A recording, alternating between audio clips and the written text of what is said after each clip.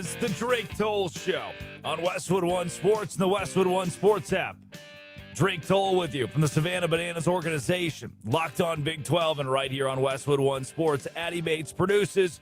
Laura Jimenez runs the board. 310-840-4910. The phone line, the text line are both open. 310-840-4910. You can grade Joe Milton and his preseason performance at 310-840-4910. What do you believe? Let's play armchair quarterback on preseason football this Monday morning. I want to start here. We can go wherever you want. 310-840-4910, phone line, text line. But I personally want to start here. The saddest NFL franchise of all time. It's over. It's unequivocal. It is the Cleveland Browns, who are set to name a starting quarterback today, and everything is pointing to that starting quarterback being named Deshaun Watson. The saddest boy alive, Deshaun Watson. Do you understand? Can I give you the context of just how bad this is? So over the weekend, Deshaun Watson does what every NFL player does, plays in a preseason game, and he looks terrible. Well, that's not surprising. None of that's going to blow you away, right?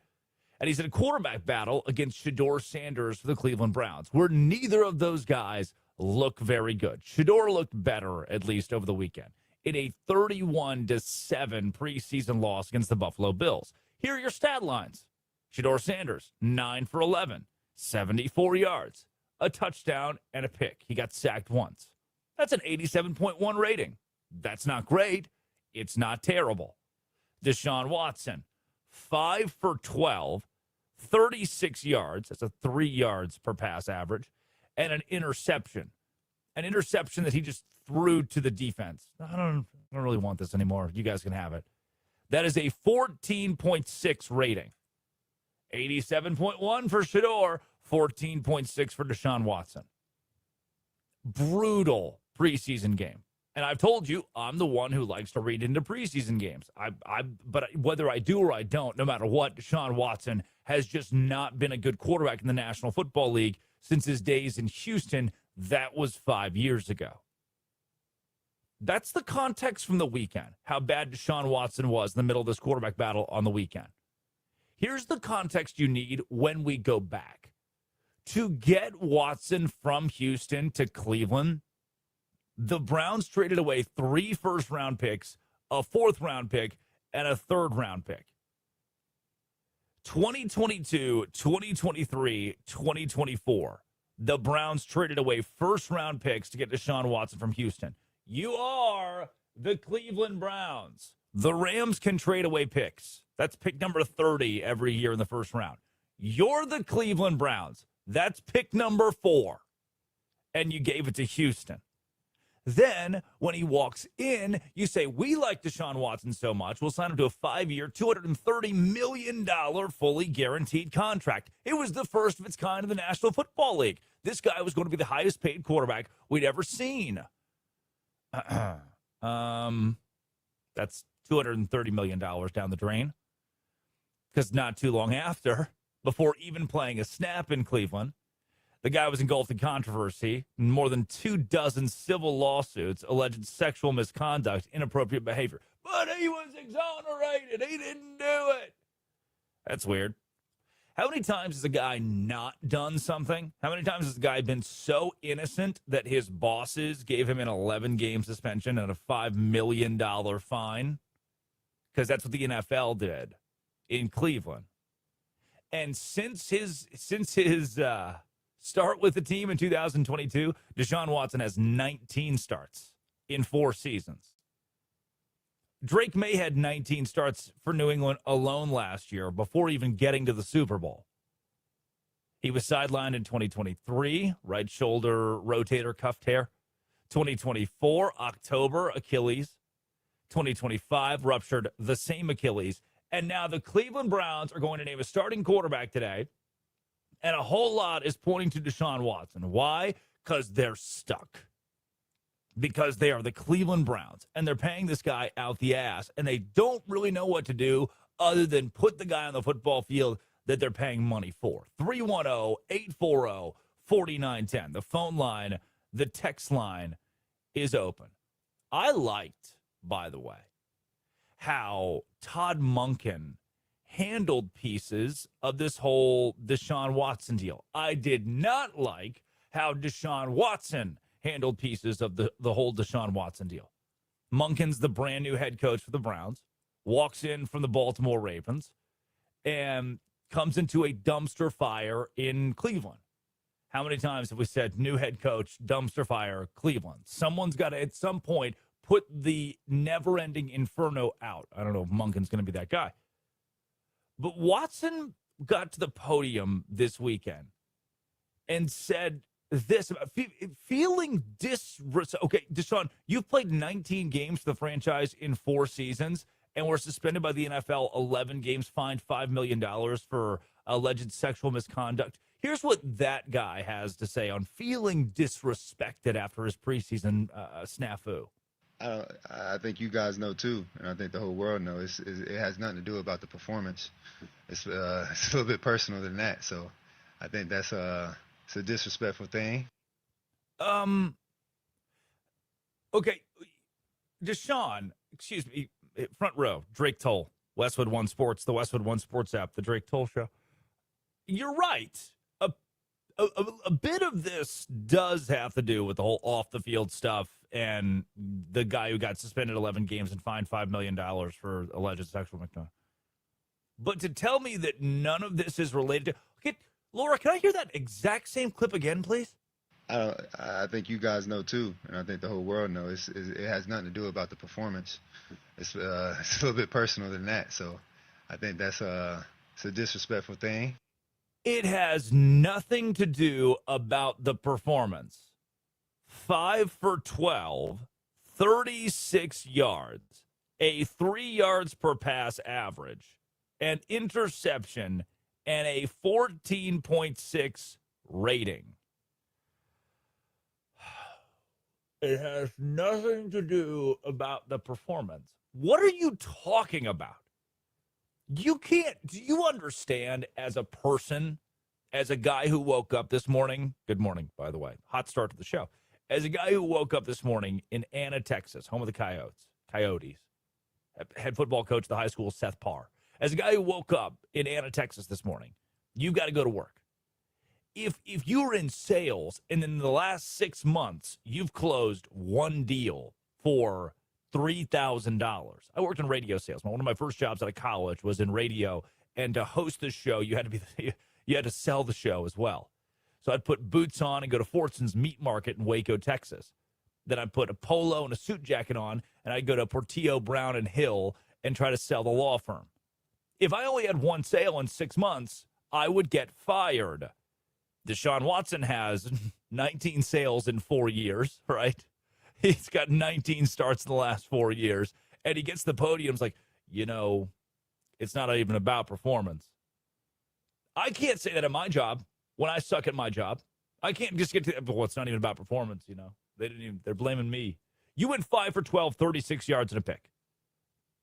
Deshaun was also, and I know it's preseason, but I love that in preseason games, we care enough to boo a guy. I loved that last week Atlanta Falcons fans cared enough to boo the Atlanta Falcons at halftime of their preseason game. And in this case, in Cleveland, Deshaun Watson was booed relentlessly, which is what happens when you're not very good at quarterback for a franchise. Oh, and you carry off-field baggage. Again, 5 for 12, 36 yards, and got booed. Here's what Deshaun Watson had to say on, they're booing me and they're cheering when I get hurt. And Deshaun Watson doesn't like the Browns. Last time I played on this field, I tore my Achilles. And that same fan base, they cheered when I got hurt. So does that have to do with, what does that have to do with anything about performance? When a person get hurt, especially for your own city, and they cheer. Deshaun, when I get to my job, when I go to my job, when I wake up in the morning, the thing that I don't do is get on here. The listeners, the problem. That's the issue with the whole Drake Toll Show thing. The listeners, they're the issue. I don't go to my job in construction and say, man, the buyer's the issue. This is the problem. We're building all these houses in Frisco. We're pushing north, right? We're going all the way to Oklahoma. Come on, march with me, guys. And the people that want the houses, they're the problem. The people paying me the money, the people that are paying to show up, they're the issue. You have a quarterback in Cleveland that got $230 million guaranteed, an unprecedented contract, and he is defecated all over that thing. And you know what your response is from that guy? Is to get to the podium and say, I've been disrespected. I don't appreciate the fan base. I don't like it here. If I say those things about my job, I get fired. It is over. It is done. It is beyond repair in Cleveland for Deshaun Watson. Heck, even Todd Monken was clear on Watson getting booed and feeling disrespected. Here's what Todd Monken said on Watson getting booed postgame. No, it's not. I mean, the business we are in is a performance-based business. I mean, it is what it is. When we expect a service, we're going to be disappointed when we don't get that service. If you go to a restaurant and your soup comes out and it's cold, you're going to be pissed. Okay, that's just the way it is. If you order from the grocery store and they deliver it and 6 of your eggs are broken, you're going to be pissed. Okay, so I get it. That's what we're in. I mean, that's why we're paid what we are. I mean, to perform at a high level. And when we don't, then that's the repercussions of it. We've run to this smoke. This is the job we've chosen. So this is part of it. Can I translate that for you? We're paying you $230 million, Deshaun Watson. Sorry if someone's booing you. When you don't do your job, when you go 5 for 12, when you suck at quarterback, they're going to boo you. The same way that if I show up and I'm a bad radio host, or if you show up and you're a bad salesman, or if you go to class and you don't teach the way you're supposed to teach, you don't coach the way you're supposed to coach, do you know what happens? You get booed in the form of being fired. If you don't do your job, if you drop off the eggs broken from the grocery store, people aren't going to be happy. I think Todd Monken has that's the correct approach of kind of like looks across the room, is like, hey, no one likes getting booed, but if you don't like it, then you fix it. You grow up and go play well. And now I think Deshaun Watson's about to be named the starting quarterback. It seems interesting that late last week we were told, just a couple of days ago now, we were told that the Cleveland Browns plan today, and Todd Monken has said, he's confirmed that today is the day the Browns will name a starting quarterback. And the murmurs that I'm hearing out of Cleveland are that Deshaun Watson, the guy that should be cut, the guy that went on a rampage at a post-game press conference against the city, against the fan base, against the franchise, that I think that guy should be cut. But now most things are pointing to the dude who just went 5 for 12, 35 yards and a pick, a terrible interception in a preseason game. It's pointing to that guy being the starting quarterback of the Cleveland Browns, as if things couldn't have gotten worse in Cleveland, by the way. This is the saddest franchise of all time. It's the saddest franchise ever. And again, I partially want to feel bad for Todd Monken, who was just the guy who kind of got stuck with the job. Monken was the OC in Baltimore under John Harbaugh, and anytime the front office in Baltimore would say, John, you probably need to fire Todd Monken. It's not working out.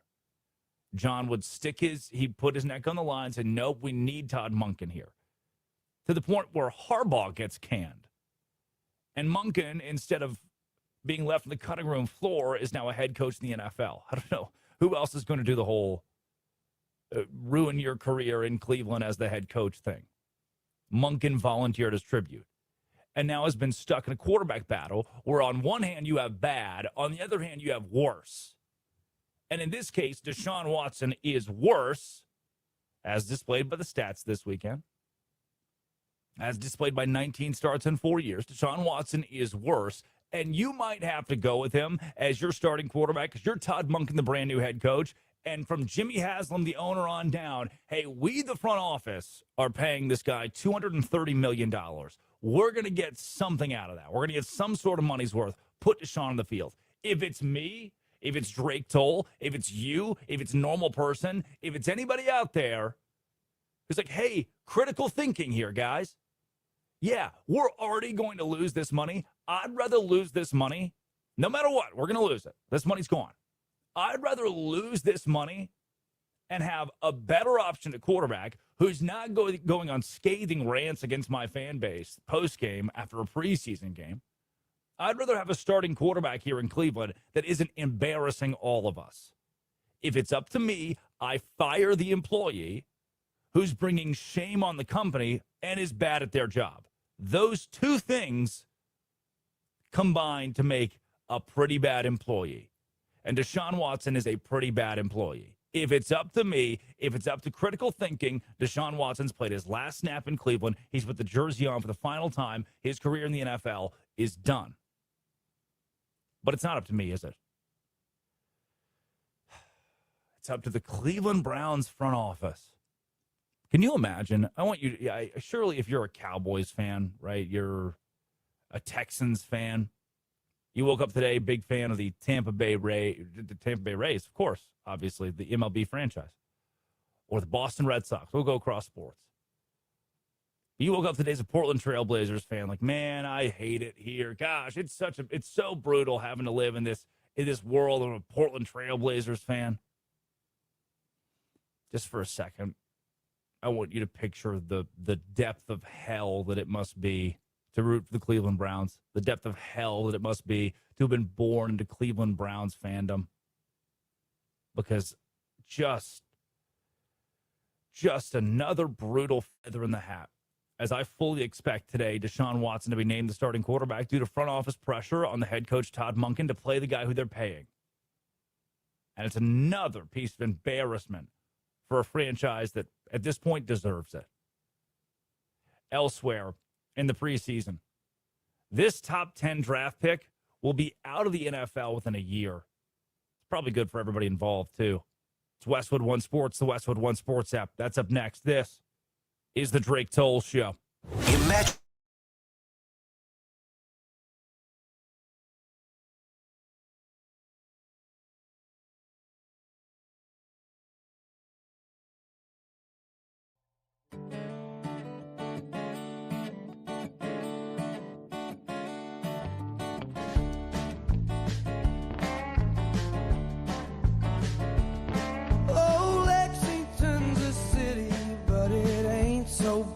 Freaks me out, and if I need a breather I can hit the parkway. Be home before the bars all close, drink away the lies she told. Think about the days she was a pure-eyed child, a rodeo queen, high school lover in a badass Jeep, far from the eyes of a watchful town. Mama didn't need to know. Good corn liquor to shake this cold, and good heart loving on a gravel road. Juliet, won't you crawl outside your window and dance in the arms of your redneck Romeo?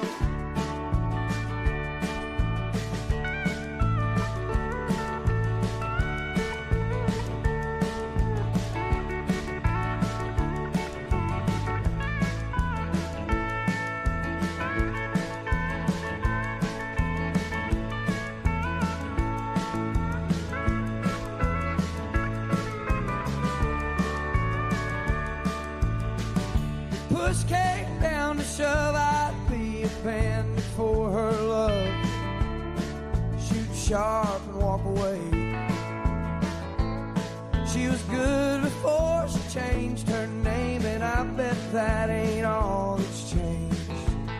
Goddamn, I remember the nights. I was a young punk kid from a dried up town, Cold Car County full of hunting hounds. She was the one who kept those boys at bay. Her high heels and my red wing boots, cutting couches in the living room. Juliet, won't you crawl outside your window and dance in the arms of your redneck Romeo?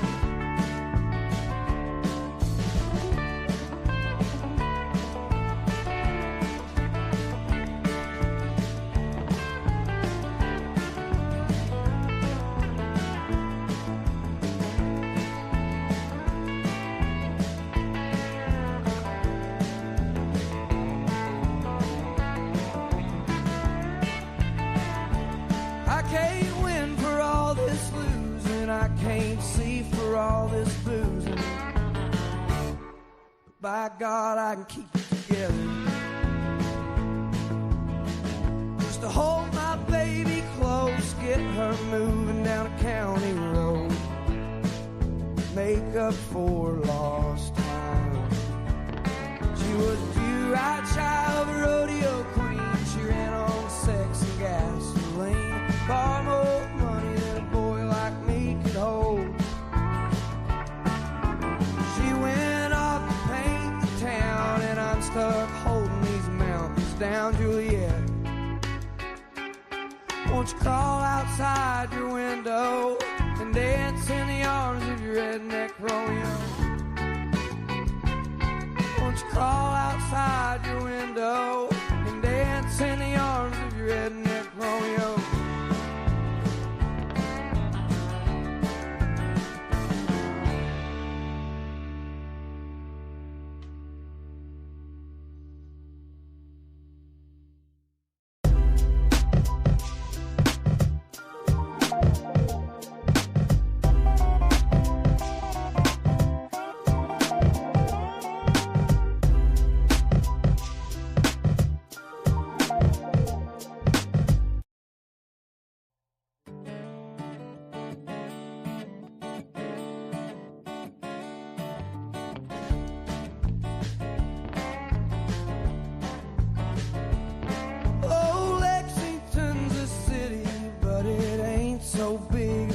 Me out, and if I need a breather I can hit the parkway.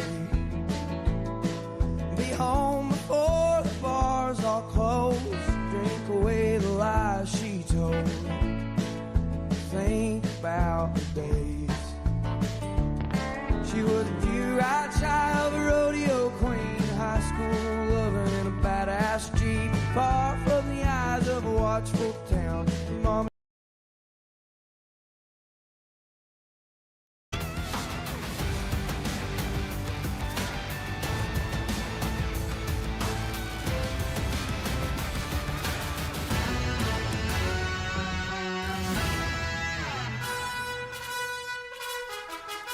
I doubled the size of it, you dumb person. The Islamic Republic of Japan. Death! Taxes! Tanner Thomas long balls!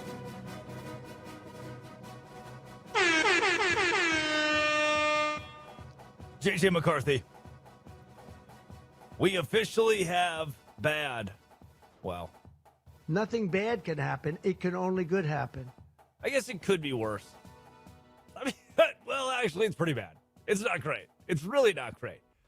This is the same guy who refers to himself the third person as 9. Like, oh, I got it. I'm going to unleash 9 on him. And that same J.J. McCarthy really wasn't good in the preseason. Again, a guy who lost a quarterback battle to, this is how sad. I mean, it doesn't get much worse for J.J. McCarthy, who's a top 10 draft pick, and he walks into Minnesota, immediately gets hurt after the season. It's okay. It's okay. Everything's fine. Everybody calm down. It's sophomore year, we'll call him a rookie, even though it's his second season in the office, in the locker room, and he'll revive. He'll come back. Well, he was bad last year in his 10 starts. This offseason, he loses the starting job to Kyler Murray. And then Kevin O'Connell, the head coach, says, we haven't ruled out the idea of him not exactly being the backup quarterback either. All options are here on J.J. McCarthy, even being a third-string guy to Carson Wentz in Minnesota. And that still looks like it might be the case. 310-840-4910. It's Overreaction Monday for the preseason games this weekend. 310-840-4910. We'll play armchair quarterback for your franchise on the Drake Toll Show. Drake Toll with you. Addie Bates produces. Laura Jimenez runs the board. She's back. She went on vacation last week. She's very excited to be back. 13-3, the final score in the preseason game between the Baltimore Ravens and the Minnesota Vikings. And in this, listen to this, Carson Wentz, 9 for 11, 92 yards. Sacked twice. J.J. McCarthy, 5 for 10, 81 yards. And 50 of those yards, massive chunk play from Ty Felton, wide receiver, It 50 yards on the dot. Wide receiver for the Vikings. The rest of it was just pieced together by J.J. McCarthy, who once again, I watched part of this game. A couple throws were fine, but once again looked bad. We may not talk enough about the bust that J.J. McCarthy's becoming, and I think there's a world where in a year's time, McCarthy is really good for the Ontario Alouettes, or McCarthy's just nailing it for the Birmingham Steamboats. J.J. McCarthy, get ready to learn San Antonio Brahmas, buddy. Arkansas Punishers. That might be the trajectory. 10th overall in 2024. Torn meniscus in his very first preseason game. He was the first-round quarterback in NFL history to miss his entire debut season due to injury. Then last year again, 10 starts, completed 57.6% of his passes. If you want context, that's bad. 1,600 yards in 10 starts is bad. 11 touchdowns and 12 interceptions, not good. A 72.6 passer rating. Not good. And pocket presence, mechanics, high pressure to sack rate, all the analytics do not look good for J.J. McCarthy. Uneven play, developmental stall, the Vikings taking another quarterback, a cheap option in Kyler Murray, who's getting paid by the Arizona Cardinals to play for the Minnesota Vikings this year. The Vikings only owe him like $1.2 million on a veteran deal. J.J. McCarthy, it might be time to just ride off into the sunset. Just see what the Arena Football League looks. The Arena Football League looks really fun, by the way.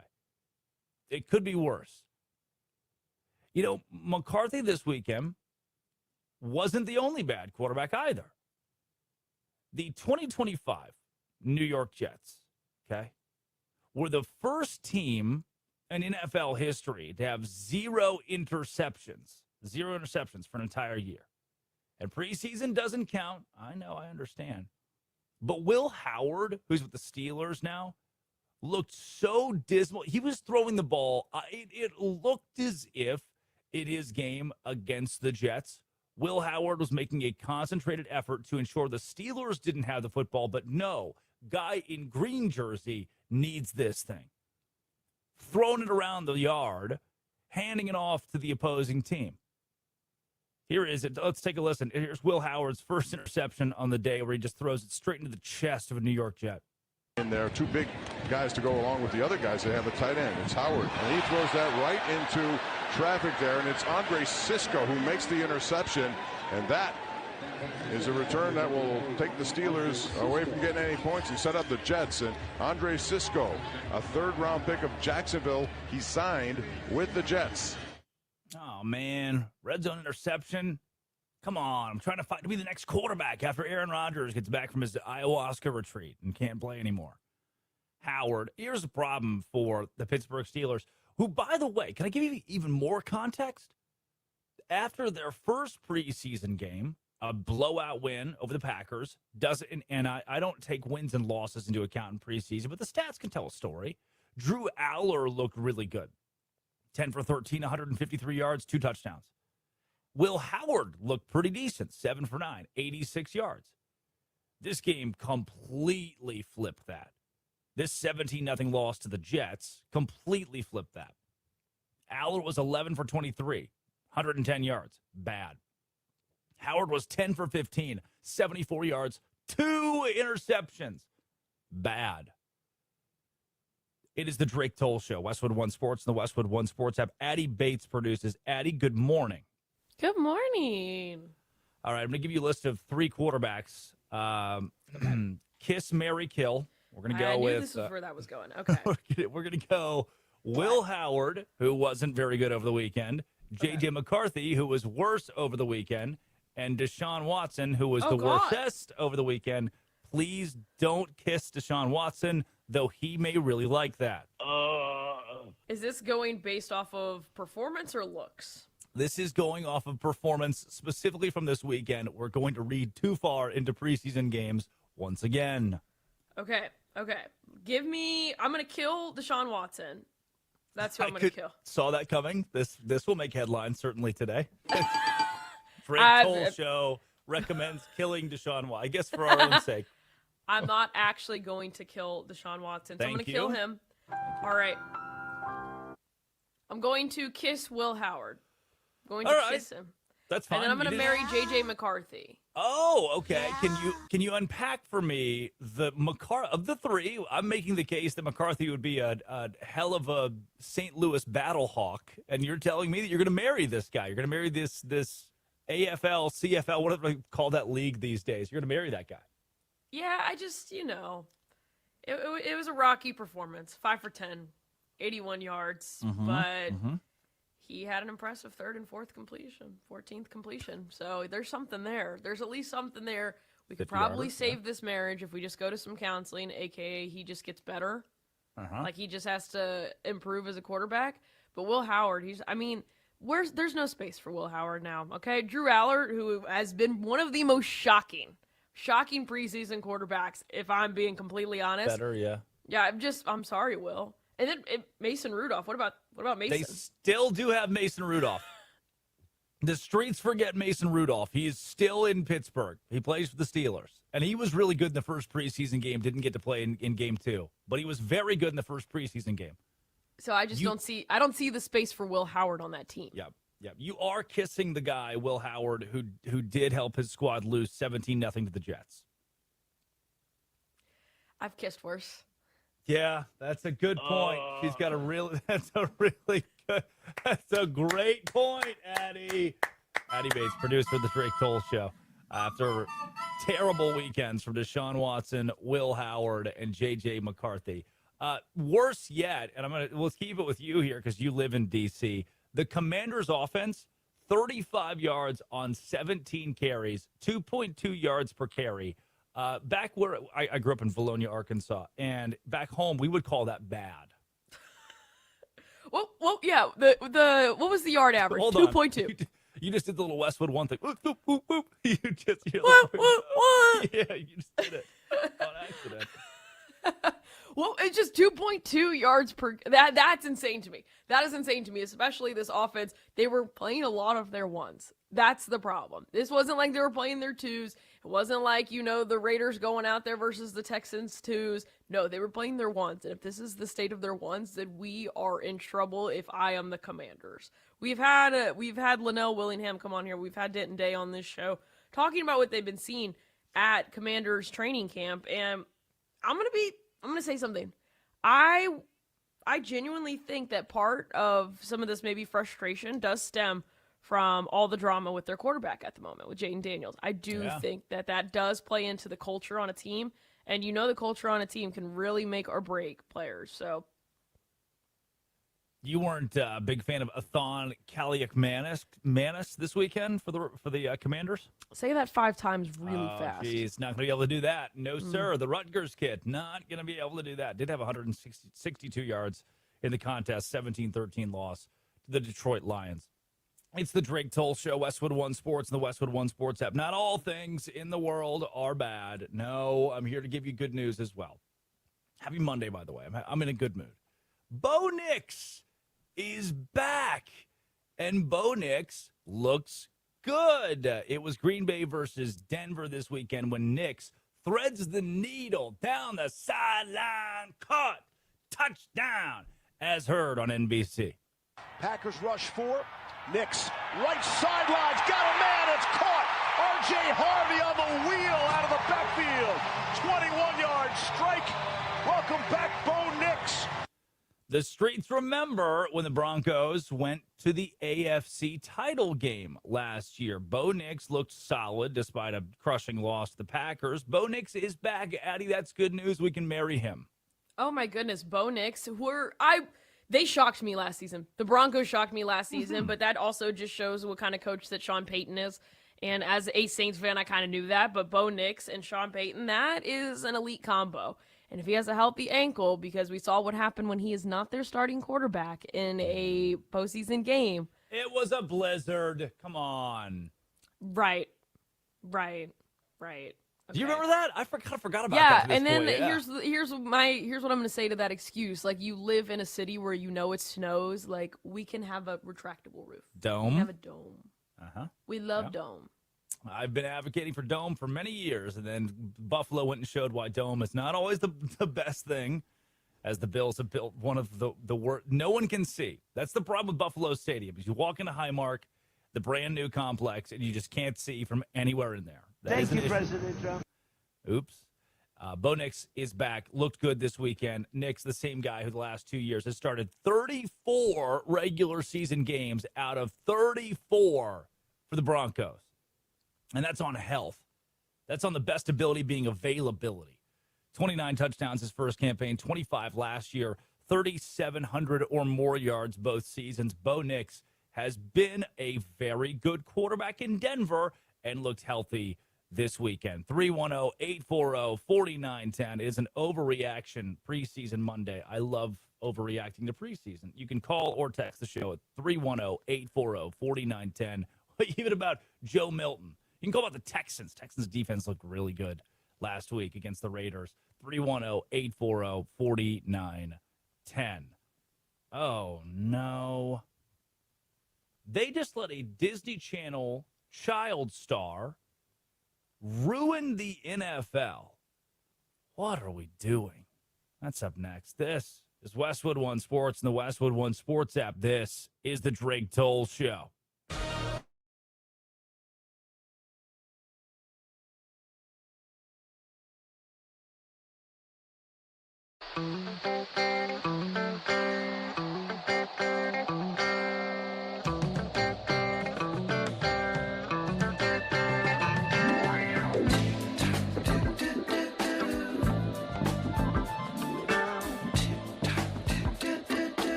Slipping into the future.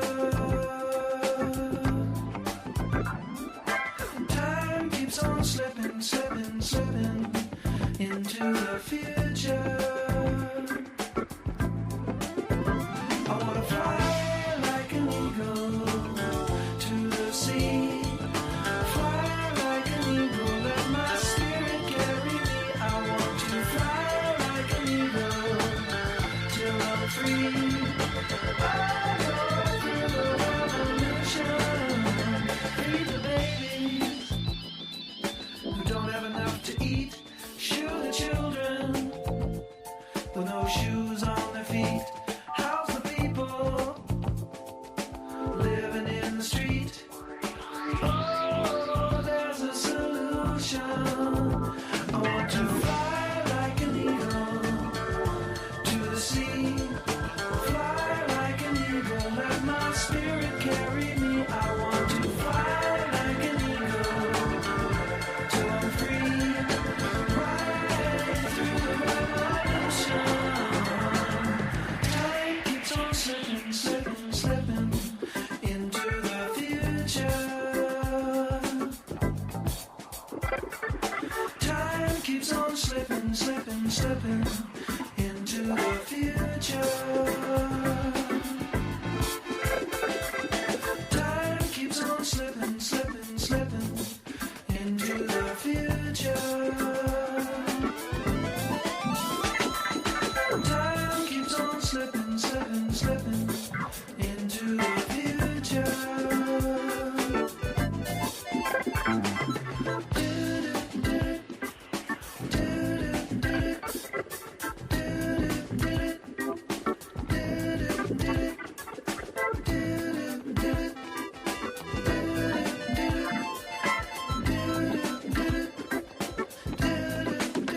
I want to fly like an eagle to the sea.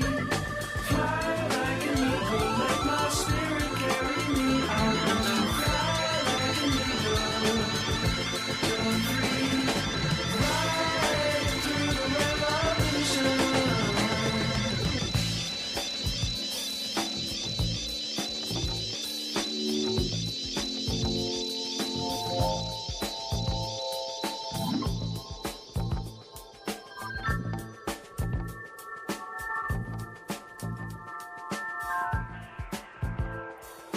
Tick tock,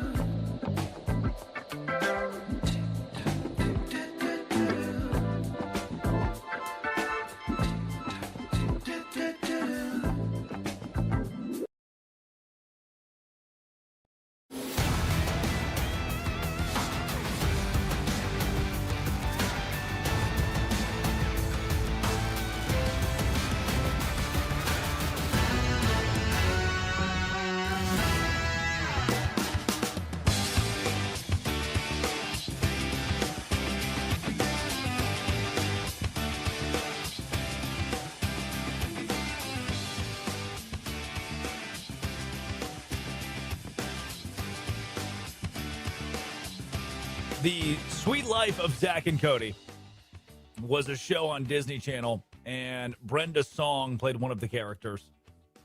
And then eventually Brenda Song became, I guess, a grown woman, and she married Macaulay Culkin. And I don't, can I tell you a secret? I don't really care about any of that, actually. I never thought that I would be able to get on a morning radio show on a Monday and then welcome you into that information. You don't have to care, actually. But the world kind of seems to care after this weekend when Brenda Song, who played a character in the show, London Tipton was the name of the character, this like heiress to the Tipton hotel industries. I don't really remember that. But she was in the broadcast booth just doing an interview for preseason game. I don't know. By the way, I don't know if you've seen this, but the preseason, we, for some reason, whether it's Shedeur Sanders or CJ Stroud, have decided to do 7-minute interviews throughout the game, every game. Like, you guys were mad at Taylor Swift. I didn't really care. We love to pan the camera to celebrities. You were mad at Taylor Swift, but we showed Ben Stiller 48 times every NBA Finals game between the Spurs and the Knicks. And this preseason, they're like, you know what? Who even cares? Put Brenda Song, formerly London Tipton, on this Disney Channel TV show in the broadcast booth. And during a Spencer Rattler 100-yard pick six between the Saints and the Rams, she was on the call. Take a listen. From the 6, Rattler. Intercepted. Picked up at the goal line. There we go. Let's go. We're running up. That's it. We're going home. Bye. They're cooking with Alex Cook. Touchdown, LA. That's how we do it. Let that man cook. It is time for our biggest losers of the day. Biggest loser of the day, number one. Literally anyone who cares. This came with a large swath of internet backlash over the weekend because she was in the booth, and I guess she was yelling about the pick six. Addie, I'm going to shoot you straight. I don't think I had time to care. It's preseason. It is preseason, and if you're mad about that, then you should go back and listen to, I don't know, Jim. Well, he's currently driving somewhere in Wisconsin. Not. He's just on a time loop driving in Wisconsin right now. I don't know, Jim. I saw so many people mad about this call, and I cannot emphasize it. It is literally preseason. It's preseason. No one cares. Yeah. That's your first biggest loser of the day. Anybody who, because I don't have the capacity or the time to care. The second biggest loser of the day, let's keep it in the football realm, but this time go to the high school ranks with the referees at the end of this high school football game. Take a listen. Rupert from the pocket. Rupert is going to throw a pass intended for. That was PI. Okay, they called it. Stevie Wonder threw one flag and Ray Charles threw the other. And I can't do it. Get it? Because blind? I think that's the joke they're going for here. Two refs in a Georgia high school football game and two announcers that should, they always use Ray Charles and Stevie Wonder. Nobody uses Jose Feliciano. They forget Jose's blind. What about Ronnie Millsap? Yeah, nobody uses Ronnie Millsap anymore. Ronnie Millsap, the country legend. Andrea Bocelli, Nobody? Anybody? Come on. Come on. Wow. Say that again? I'm Listen, sorry, Toll. You guys say are that. lucky I tried. You guys are lucky that I tried. You guys are lucky I'm that I clipping attempted that. it. I'm clipping that. You want to try that again? It's our biggest losers of the day, the Drake Toll Show. Drake Westwood Toll One Sports. The Westwood One Sports app. Addie Bates produces. Laura Jimenez runs the board. By the way, we've seen a large jump in listenership ever since Addie talked about her kissing life earlier this hour. We will be revisiting that at some point in this show. If it works, it works. Biggest losers of the day. Get this. The Las Vegas Raiders will be without the services of Ashton Jeanty for the rest of the week. At a practice over the weekend, Adam Schefter tweets, Raiders Ashton Jeanty, who had to be helped off the practice field, sprained his ankle. The practice was ended early at the time that Jeanty went down, hobbled off the field, and could not put weight on his right leg. The team gathered and had a prayer circle. Practice ended. Everyone went home. For a sprained ankle for Ashton Jeanty. We've seen many times where NFL player goes down and gets, substantial boo-boo, and the entire team does prayer circle, practice ends, everyone's very upset. This is the first of its kind where they're like, Doc, give me the news. And he walks out with his clipboard. I'm going to shoot you straight. That ankle sprained. It's just this, no, please, no. That's my son, my boy. Ashton Jeanty, turns out it's going to be very okay. It's going to be very okay. I like to think the entire team's in the waiting room, outside the operating room. The entire team's out there, just head in hands. And Ashton Jeanty walks out. It's like, sorry, guys. Sprained my ankle. Everything's okay. I just sprained it. It's like Talladega Nights when he's... Yeah. I'm on fire. And then John C. Reilly runs out there and is like, my friend's on fire. I gotta put out the invisible fire. It's a good scene. It's really I watched it for the second time in 3 weeks. Last Friday. Such a good movie. Biggest loser of the day. Let's take this one to Good Golf. Have you seen this, Addie? Good Golf? Uh-huh. Good is this YouTube golf brand. They do these golf videos. They've got a few million subscribers. So they have the hats that say good on them. I see people wearing these hats everywhere, like Dallas. It's a super fratty thing. They ran an ad this week in conjunction with Callaway, which is a massive brand in golf, Callaway clubs. And they opened the ad with the Good owner's, I guess, supposed girlfriend in this ad going to touch his golf club. He sprints across the course and shoves her to the ground. Now, one would think that including domestic violence in your golf ad, probably a bad idea. Sounded like a good idea to these guys. They posted the ad, and after internet backlash, they have had to take it down. They've apologized with the graphic. Callaway's apologized. No one knew that, domestic violence would be used in this. It was just a weird ad in general. It made no sense. Only to find out Juliana Barnacet-Becerra announces 2 weeks ago, I'm excited to share. I'll be joining the social media team at Good Golf. Couldn't be more thrilled to jump into this new role. Safe to say, Juliana's first 2 weeks have not gone as planned. Our biggest loser of the day, Good Golf. Any advice you went to college? Any advice for those who are trying to use domestic violence in their next hit ad? Let's not do that. Deshaun Watson would love it, but other than that, guys. Good point. They should put Deshaun Watson in jail, in prison. And Josh Jacobs. It has nothing to do with anything off the field. It solely has to do with football performance for Deshaun Watson.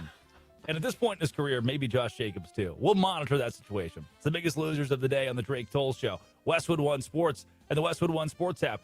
Let's take. I can't believe it. Just a crazy. While shaking hands and kissing babies this week, the vice president asked this question to one onlooking patron. Hey, how are you? When do you turn 18?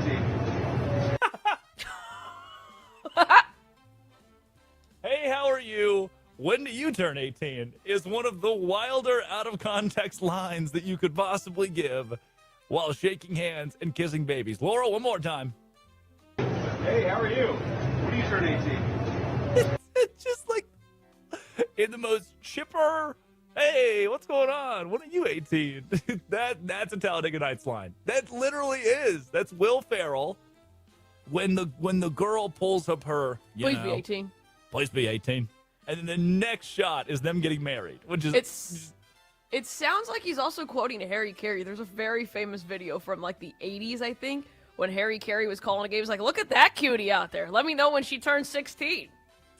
Oh, no, Harry. Can't say that. Come on. Biggest losers of the day, professional athletes. There's a reason that everybody wants to go back to college. It's because Fernando Mendoza would be the highest paid college quarterback right now in terms of NFL salary. He'll make $10 million this year. Ty Simpson will make $4.6 million.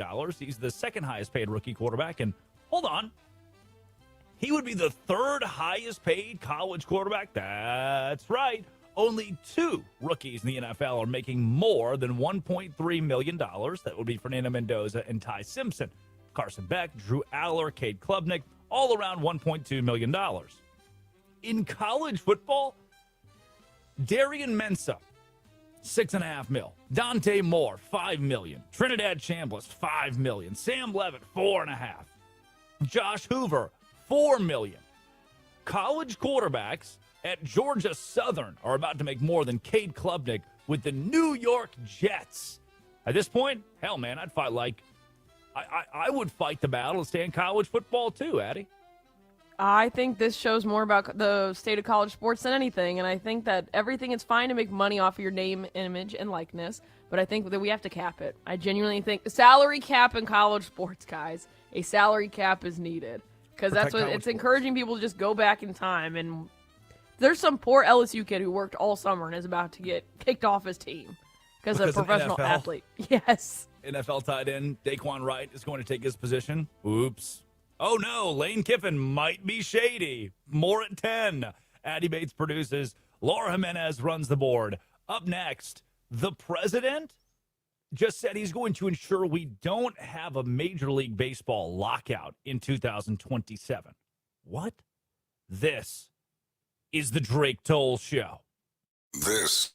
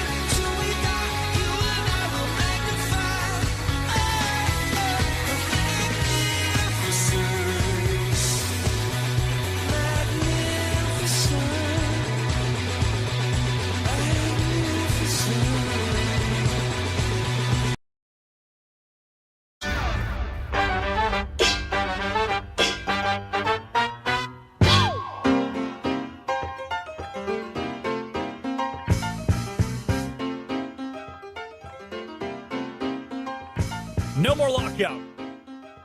The President of the United States is going to stop it. And Major League Baseball will be back in 2027. You know, you might want some context here. Like, what? Why would there be a lockout? You know what's awesome? And this might be the case for you. Happy Monday, August 24th. College football is back this weekend. The hell does that have to do with anything? The hell does that have to do with the lockout? College football is back this weekend. My dad is kind of notorious for the second that, like, April 10th hits, he just turns off sports talk radio. And after that, he's listening to music. He's listening to podcasts. And then right around August 24th, that first week the college football is coming back, the NFL preseason, he's like, you know what? We're right back in it. The football thing's happening again. So he just pods it right back up, and we're in the swing of things. There's a chance that you're just like my dad. You're joining the Drake Toll Show for the first time, Westwood One Sports, the Westwood One Sports app, listening from Boise, Idaho, to Tampa, Florida, to Boston, Massachusetts. Welcome. Good to have you. And in that event, you've missed the context of a 2027 lockout. Here's what's happening. The Dodgers have gotten really, really good. They keep paying more and more and more for their roster. And the rest of Major League Baseball is like, hey, wait a second. How come they have a $460 million roster, but the Marlins have a $60 million roster? That's not good. The owners are saying in order to compete with the Dodgers, in order to stay relevant in baseball, we all need to be in the same, pun intended, ballpark when it comes to salary. The NBA has got a salary cap and their whole tax deal. The NFL's got they've got a salary cap. The NBA's apron deal that they do. Everybody's got a salary cap except for Major League Baseball. You can pay as much as you want. So the owners in Major League Baseball are saying, that is bad. We don't want to pay what the Dodgers pay. And the players in Major League Baseball are saying, hey, whoa, it would be worse if you cap our salaries. Right now, we can make as much money as we want. If you take that opportunity away from us, we're going to be mad. That's a good point. That's good people on both sides here, right? If you're a player, you don't want the pool of money to shrink. If you're an owner, you don't want other teams outspending you by $400 million. Therein lies the issue. So you at home are like, okay, fine, they disagree. So what's the problem with them disagreeing? Well, our collective bargaining agreement is expiring. And by December 1st of 2026, we need to sign a new collective bargaining agreement between the players and the owners, between the players and the league, to ensure that we can continue to play baseball. And if we don't sign that, we can't play baseball. Uh-oh. If that becomes the case, then in 2027, we will lock out the same way we did in 1994. Addie Bates, MLB Network's own, producer of the Drake Toll Show. Who won the 1994 World Series? I don't know, Jim. Trick question. Me and you won just as many World Series as any Major League Baseball team in 1994. And we're on the verge of possibly having a colossal lockout once again. Good morning, by the way. It's good to see you. Good morning. Yeah, no, it's here's the deal. Here's the deal. And I said this last week on this show. If there is a lockout, there are no winners. There are no winners in this because it's going to affect you. It's going to affect me. It's going to affect all the players. And who is this going to impact the most? It's going to be those players who aren't making as much as the Otanis, as the Freddie Freeman. It's going to be these new guys up and coming who want to prove that they belong there. It's like, well, actually, sorry, just kidding. That's going to have to wait another year. So, we found out the Dodgers are paying their players with, basically dirty money, shady money, not really money that they have. Ooh, we might get this video taken down because you just said dirty laundry. The Dodgers! But so it's going to be a disaster. And the more this stuff unfolds, you're going to see more corruption and the president's going to try to bail them out. But Great point. It is time on the Drake Toll Show every day at 7 o'clock Eastern time for our obituaries. Dead today, the idea, the concepts of a lockout. I alluded to it. Now I'll give you the exact quote. From Jeff Passan, President Trump could attempt to intervene in MLB labor negotiations to prevent the lockout from happening.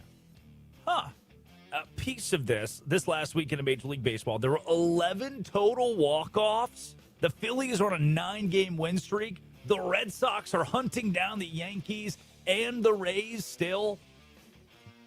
The AL West exists, is the thing. The Milwaukee Brewers are the hottest team in baseball, 81 wins, first team to 80 in 2026. And that's the sport you want to kill? That's the sport you want to lock out from? The only thing is, and I know we have a very confident president. He is confident, if anything. I just don't know the power a politician is going to have over the owners and the players in Major League Baseball agreeing on an issue as big as a salary cap, salary floor, and the like. What if he threatens to put tariffs on their team? Tariffs could work. That's a good point. Write that down. Somebody Truth Social that. Somebody put that on Truth Social. President could tariff the LA Dodgers.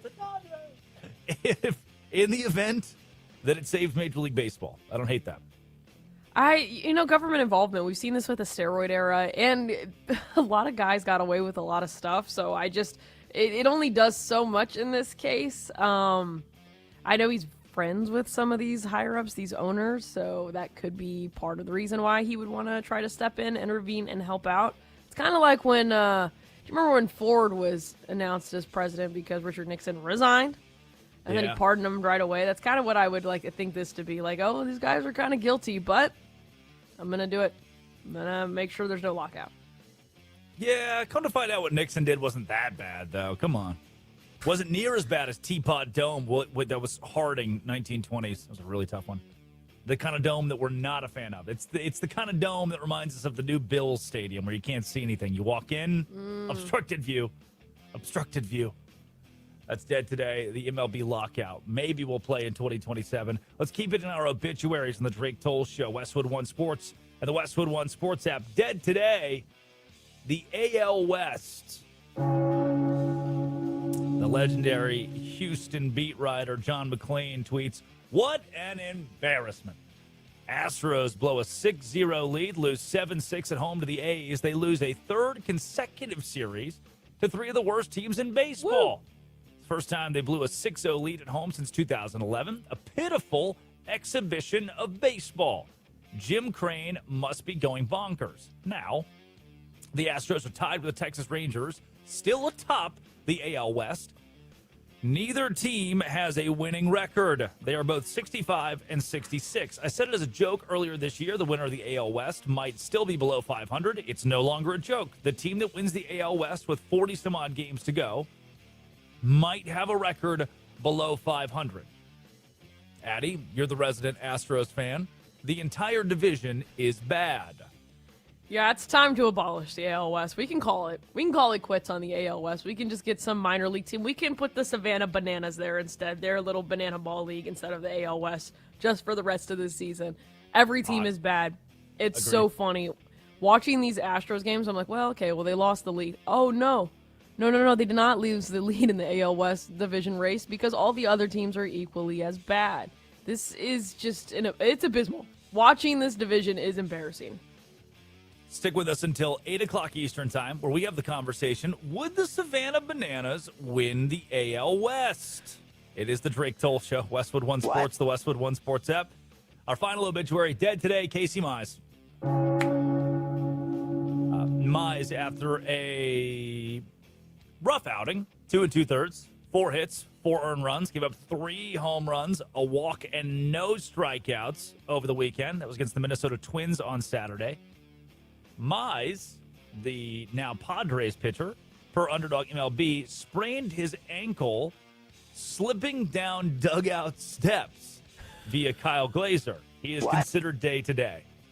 Between Casey Mize spraining his ankle, slipping down the dugout steps, and the funeral we had for Ashton Jeanty on a football field just to find out that he, too, only sprained an ankle.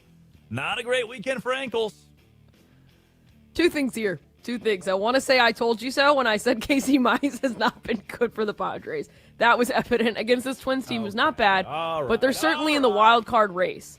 But slipping and spraining your ankle, because you get it. Metal cleats, the concrete. Derek Holland. Remember when Derek Holland tripped over his cat? Tore his ACL falling down the stairs? And then years later, he's like, I may have been on substances. Yeah, no kidding, huh? No kidding. Those are our obituaries today on the Drake Toll Show. Westwood One Sports, the Westwood One Sports app. That's who's dead. Now who's alive? In our headlines with the Quickie. Top 5 headlines in all of sports. Hattie Bates reads them. Drake Toll has a minute to respond to each. Good thing I am that guy. That means I'm Hattie Bates. Here's your first headline. Tight end to go from Browns to LSU in historic twist. Yeah, the Daquan Wright deal. College athletics is so dead. I want to take you back to a time. You're looking live. It's the Plains of Auburn, where the Tigers meet the Razorbacks. A Saturday in the SEC. You know, and then the two teams run out. Here they come. The Hogs, led by Houston Nutt. Boo. Everybody's booing. Across the way, Tommy Tuberville's Tigers. Wow, and they run out. That's dead. That's so far dead. That feeling you felt, the little pit in your stomach, like, ooh, today's the day. And both teams, one team's 5-3, one team's 6-2. You know, one team's ranked 19th, one's ranked 25th, hanging on to that spot. That's dead. That's gone. That's done. You have a guy who played for the Browns last week. We were asking Todd Monken, the head coach of the Browns, what he thought about his new rookie tight end, Daquan Wright, a week ago. And now that guy plays for Lane Kiffin at LSU. Everything you love about college sports is dying. And that's not hyperbole. That's not me just talking out my ass. That's me telling you genuinely the things that you were excited about, the feelings you felt, that nostalgia is ruined. That's a minute. Wow. Here's your next headline. Cam Ward fails to impress again in preseason dud against the Seahawks backups. Was that too harsh? Was that mean there? I didn't mean to be mean. Sorry, guys. No, that's okay. Cam Ward was terrible. That might be harsh. It's the preseason. I've told you. I've been very clear about this. I admit it. I love to overreact to preseason. The NFL, by the way, wants you to overreact to the preseason. It's why they put a standalone game on Sunday, so that you watch the National Football League, even when the National Football League is not live in the regular season. Last night, Cam Ward, and I watched this game in almost its entirety. I'm a sicko. I love football. But the Tennessee Titans rallied against the Seahawks to win 19-16, but no thanks to Cam Ward. 8 for 12, 69 yards, nice, sacked once. Of the guys on the roster for Tennessee, Will Levis looked terrible. Ward was shaky. Mitchell Trubisky, who is a person that still exists, he was 7 for 9, 49 yards. I thought their best quarterback was Hendon Hooker. Yeah. Hooker. Hardly know her. 19-16, Tennessee wins. Ward looked shaky. Salah's defense was really bad in the first quarter. Seattle struck for 16 points immediately before being quelled in the and they didn't score at all, actually, in the last 3 quarters of the game. Titans win. That's a minute. I thought there weren't that many quarterbacks better than Will Levis, though. He does love mayonnaise, and he had the hot girlfriend on draft night when he didn't get drafted, and then they broke up. And now I think she is dating a Savannah Banana. Callback from earlier. Here's your next headline.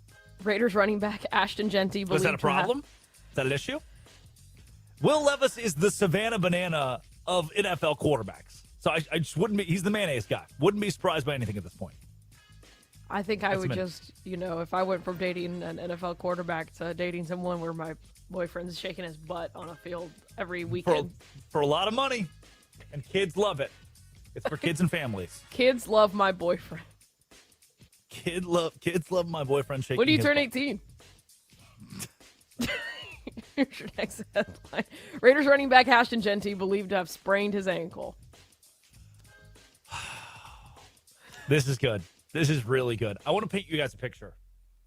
Hey, boys! Y2ZX, 838383. Here we go. It's hot. Fernando Mendoza takes the snap. Hands it to Ashton Jeanty. Hits the A gap. Whistle blows. Oh, no. He's writhing around on the ground in pain. He's not moving. Coach, trainer! They run out there. Ashton Jeanty. They're slapping him around. They're like, you okay? And he's like, it's my leg. It's my leg, please. It's my leg, please. And at that moment, it's so severe that practice stops. They don't continue. Jeanty is helped off the field and can put no weight on his right leg. The entire team gets the whole organization, owner on down, is in a circle praying for him. Please don't have to amputate. Please don't amputate. Please don't amputate. And then he walks out of the operating room, and he's like, sorry, guys, just a sprained ankle. I just sprained my ankle. My bad. It's the world's most dramatic sprained ankle. They stopped practice for this guy and had a prayer circle just to find out, oh, he sprained his ankle. I didn't see a prayer circle for Casey Mize when he sprained his ankle stepping downstairs. That's a minute, and that's something we should look into. Here's your next headline. Scotty Scheffler has hand, foot, and mouth disease and played through blisters at BMW Championship. What? Can I tell you something? And this is on me. This is on me. When I saw Scotty Scheffler, and then, they'll do in parentheses foot, in parentheses back, parentheses Achilles, Scotty Scheffler, parentheses hand, foot, mouth. It's like, wow, that's a lot of things going on there. It's got a lot happening. Hand, foot, mouth, fights through weekend, finishes 3 under or whatever it was, 12 under, 3 strokes back, whatever it was. I don't think I know what hand, foot, and mouth is. You get it from kids, I'm pretty sure. Okay. I'm pretty sure. I'm not around a lot of kids. Can someone explain to me what are the symptoms of hand, foot, mouth? I have all 3 of those things. It's a contagious viral illness typically caused by a Coxsackie virus. Could you please, for 500, Please say that correctly. could you please repeat what you just called that virus? How would you say it, Laura? I don't know what you're reading. You're going to have to read it. Okay. Hand, foot, and mouth disease is a contagious viral illness typically caused by a Coxsackie virus. Of course. The Coxsackie virus. Now I am caught up and perfectly to date on my hand, foot, and mouth disease. There. I put it in the rundown just for you to read, so you can try it.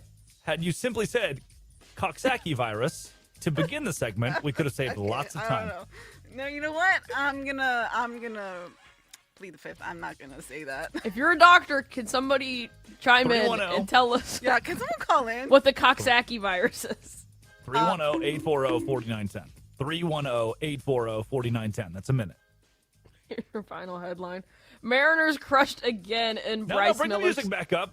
Yeah, pump that. Okay, Mariners crushed again in Bryce Miller's start, and they lose 19-2 to the Cubs. Historic. Miller's the first player since the 1800s to lose consecutive starts by 17 runs. The Mariners could have walked. They could have walked to the AL West title, and they just don't want it. No team in the division is above 500. No team. And the Mariners somehow, who had the near MVP, big dumper, Cal Raleigh, a season ago. He stinks. The Mariners stink. And it's amplified by a 19-2 loss. Here's the direct quote. The right-hander, Miller, the 4th MLB pitcher in history to lose consecutive starts by at least 17 runs. The first since George Van Haltren of the Brooklyn Wonders in 1890, according to ESPN research. What you didn't know is the Brooklyn Wonders were playing banana ball at the time. They were the original Savannah Bananas. That's a minute. Those are your headlines for the day. That is the Quickie. Top 5 headlines in all of sports. Addie Bates produces. Laura Jimenez runs the board. Uh-oh. Your favorite NFL player just announced he wants to go back to college because he can make more money. I wish I was kidding. That's up next. Sponsored by Progressive Commercial Insurance, protecting small businesses with affordable coverage options. Quote today at progressivecommercial.com. This is the Drake Toll Show. Who is under the most pressure this season?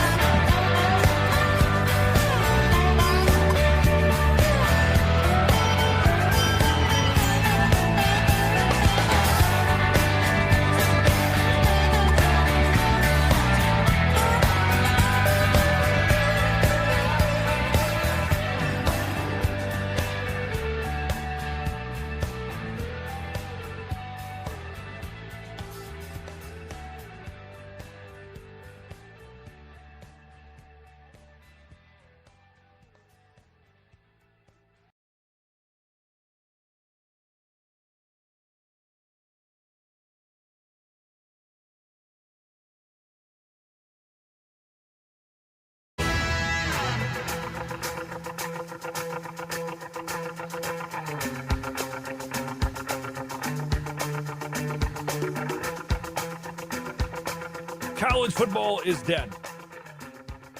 It is Monday, August 24th, 7:25 and 28 seconds Eastern Time, and college football is dead. Per On 3, breaking, former Browns tight end Daquan Wright has committed to LSU. Wright will make the move to Baton Rouge if he clears waivers. He will clear waivers. The way this happened is Daquan Wright decided after his college career that he would go, naturally, like we all do, to the National Football League and try to do the whole thing at the NFL, because that's what happens after college football is you go to the NFL. So Wright goes to the National Football League and then says, put it in reverse, Terry, I want to go back to college. And so we let him. How? Riddle me that. What that means. Wright has gone through all of training camp with the Browns, has played in a couple of preseason games for the franchise, and then it was released that in Louisiana, a fifth year will be granted to players in the class of 2022. So Wright said, wait a second, that's me. I can get a fifth year in college. Instead of trying my hand at the National Football League, where I've been playing for a franchise, where I'm playing for the Browns. If there's a team that you can make the roster for, it's probably the Browns. Wright looks around and says, well, if they're going to let me do it, then I'm going to leave right now on a train. And I'm going to take that train to Louisiana, where I'll play for Lane Kiffin and LSU. And believe it or not, and this is going to be stunning for you, believe it or not, Lane Kiffin, notable good guy, who's always done things the right way. Lane Kiffin, notable good guy, who's never been controversial. Okay, sure. He Snapchats co-eds sometime. Oh, okay, fine. Yeah, yes. The same Lane Kiffin that was fired on the tarmac. The same Lane Kiffin who left Tennessee after a season. The same Lane Kiffin who they did a whole documentary on about. I'm a reinvented Lane Kiffin after the passing of my father, Monty Kiffin. I'm a reinvented Lane Kiffin after doing Pilates. I'm co-parenting with my ex-wife. That same guy who a month after the documentary was released decided to leave Ole Miss to go to LSU for a better opportunity and more money somehow is shady enough to allow an NFL player on his roster at LSU. That's a real thing that's happening. You want to talk about death of college football? You want to talk about the nostalgia of college football going away? Here is Exhibit A. It is Westwood One Sports and the Westwood One Sports app. The Drake Toll Show. You can listen live all show long, Sirius XM 375, the Westwood One Sports app, or the Drake Toll Show YouTube channel. You can call or text the show at 310-840-4910. Have a big take on the Major League Baseball lockout, or Deshaun Watson, the next starting quarterback of the Browns, or college football's death, 310-840-4910. Keeping it in college football, Dan Lanning, the head coach of the Oregon Ducks, has been one of the major voices, key voices in the sport on issues such as this. Lanning spoke over the weekend about Daquan Wright, the guy who committed to LSU, leaving the Cleveland Browns. Here is the Oregon head coach, Dan Lanning. I mean, I think there's a lot of negatives that are involved around this. One, once you go to the NFL, to me, you're in the NFL. You don't get the opportunity to come back. Two, most of us have built our rosters, and you have a limited roster limit now. So if you invited somebody back to your team, that means you're kicking somebody else off your team, right, to match your roster limits. I don't think that's fair to the players that worked all summer, all spring, and put themselves in position to be ready to work for a team, to have somebody come back. But ultimately, it used to be once you had an agent, or once you went and did the combine, or once you went to all those things qualified as you are no longer an amateur, you're a professional now once you declared for the draft. So to let any of those players come back, fair or unfair to them, it's unfair to the sport. And I think it's unfair to the players that are on current teams, for those guys to be coming back. 100%. Nail on the head. Bang. Daniel Carlton, the tight end at LSU, who's worked all off season. Do you understand the frustration? Hey, here I am. I'm in the Dallas office. I'm working in the Dallas office, KPMG. I'm making my way up in the world. Oh, and the job's mine. I'm the star. I'm the guy. I'm the accountant. I'm the lead. I am the senior vice president at KPMG. It's going to be me. And then 2 weeks before you get that job, hold on a second. You're going to go take the CEO of the company. That guy already moved up. He's already the CEO. And he lives in Florida. What do you mean you're going to move him to my office to be the senior vice president? He wouldn't do that. He's the CEO. He's already over there. Dude, this doesn't make any sense. This is my job. I fought for this. I worked for this. This is the job that I rightfully am owed. That kid that tied in at LSU, that tied in at Oregon, that tied in at Ole Miss, that tied in at Alabama, these kids have worked all offseason, earned a starting job, and then you went and got an NFL player to replace them. Does that sound shady? Does that sound backwards? Does that sound messed up? Because it does to me. 310-840-4910. And you know what's even wilder about the whole deal? It's not like Kiffin had to work in the dead of night. It's not like Kiffin had to skirt the system here. No. You know what Lane Kiffin did to recruit tight end Daquan Wright? Do you know what the new LSU head coach Lane Kiffin did to get this kid to Baton Rouge? He called the guy's NFL coach. Todd Monken, former offensive coordinator for the Baltimore Ravens, is now the head coach of the Cleveland Browns. What a terrible job. What a very sad job. What an existence you have as the head coach of the Browns. Todd Monken got a phone call from the LSU head man saying, hey, what do you think about that Daquan Wright guy? Todd said, what are you calling me for? I'm his NFL head coach. Yeah, well, we're thinking about signing him. What are you talking about thinking about signing? He's an NFL player. No, we want him. Here's Todd Monken confirming everything I just told you. Crazy. I mean, I don't even know what to say. I mean, as far as I know, he's had a medical issue that wasn't allowing him to practice. That's a medical issue. It's nothing to do with me, you know, and then he was cleared, so we dressed him just in case we had to have him. But when you don't rep, it's hard to put him on the field. JT was out there, so we didn't want to get Blake hurt, and he's only been with us a week, and we had a number of things where Browns hurt Browns, and which to the naked eye you won't see, but we had a number of things that way when you're putting in guys that haven't really been there, and some of that's true, and some of it, you know, isn't good enough from us as coaches once they go out there. But, I mean, I don't know what to say. I mean, I wondered why Lane Kiffin reached out a week ago. Now I know. I mean, I didn't know. Now I know. I didn't call him back. Now I guess I should have. That is wild. That an NFL coach is getting a ring on the telephone saying, hey, I'll leave you a voicemail here. It's Lane. It's Lane. I'm with my dog and my girlfriend. She's 20. Hot. Yeah. Well, just give me a call back. Just seeing if Daquan Wright's okay. And even Todd Monken, I mean, I'm going to read between the lines for you.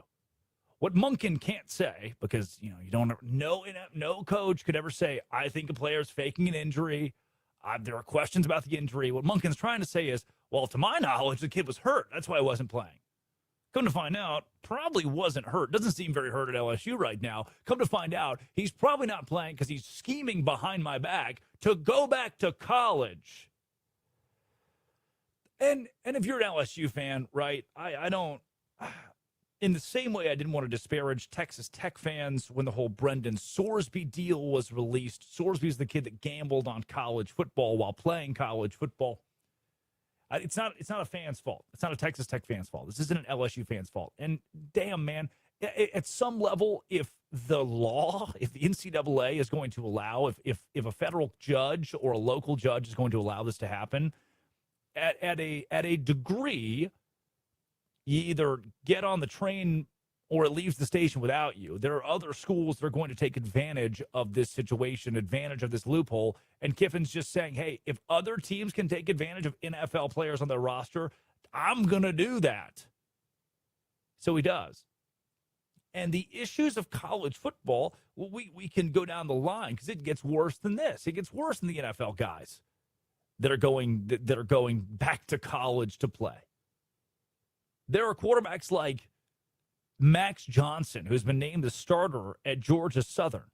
Pete Thamel, okay, says, sources, Georgia Southern has named veteran Max Johnson the school's starting quarterback. He'll debut for them against Charleston Southern and face Clemson in week 2. It's his 4th stint as a starter. He started at LSU, Texas A&M, and North Carolina, now at Georgia Southern.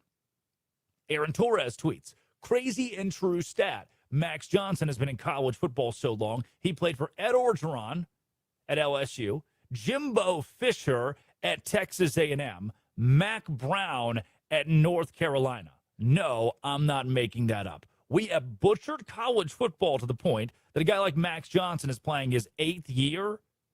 We butchered college football to the point that a guy like Daquan Wright is playing tight end. The former, Daquan Wright, the former Cleveland Brown, is playing tight end for LSU. And we butchered it to the point we're paying these kids to come back.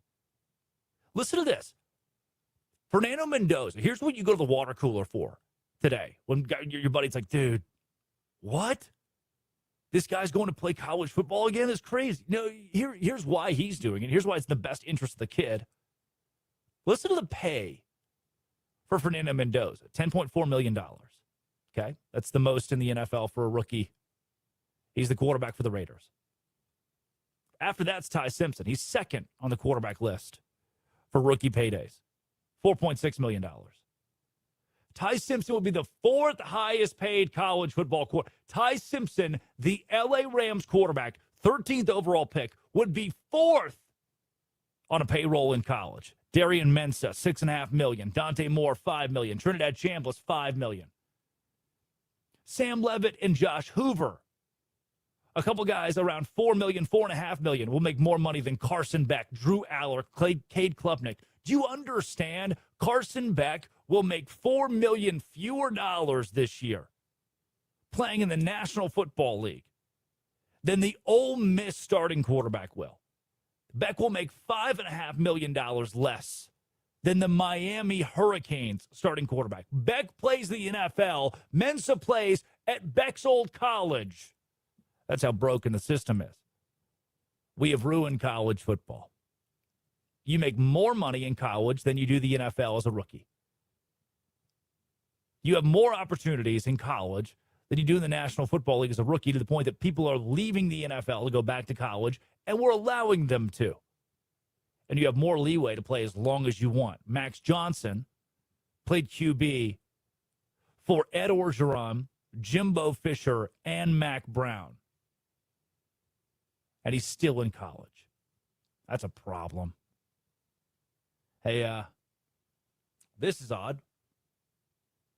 The Atlanta Falcons will play, they'll play an NFL season without a quarterback. Riddle me that. And riddle me this up next. It's Westwood One Sports, the Westwood One Sports app. This is the Drake Toll Show. The NFL.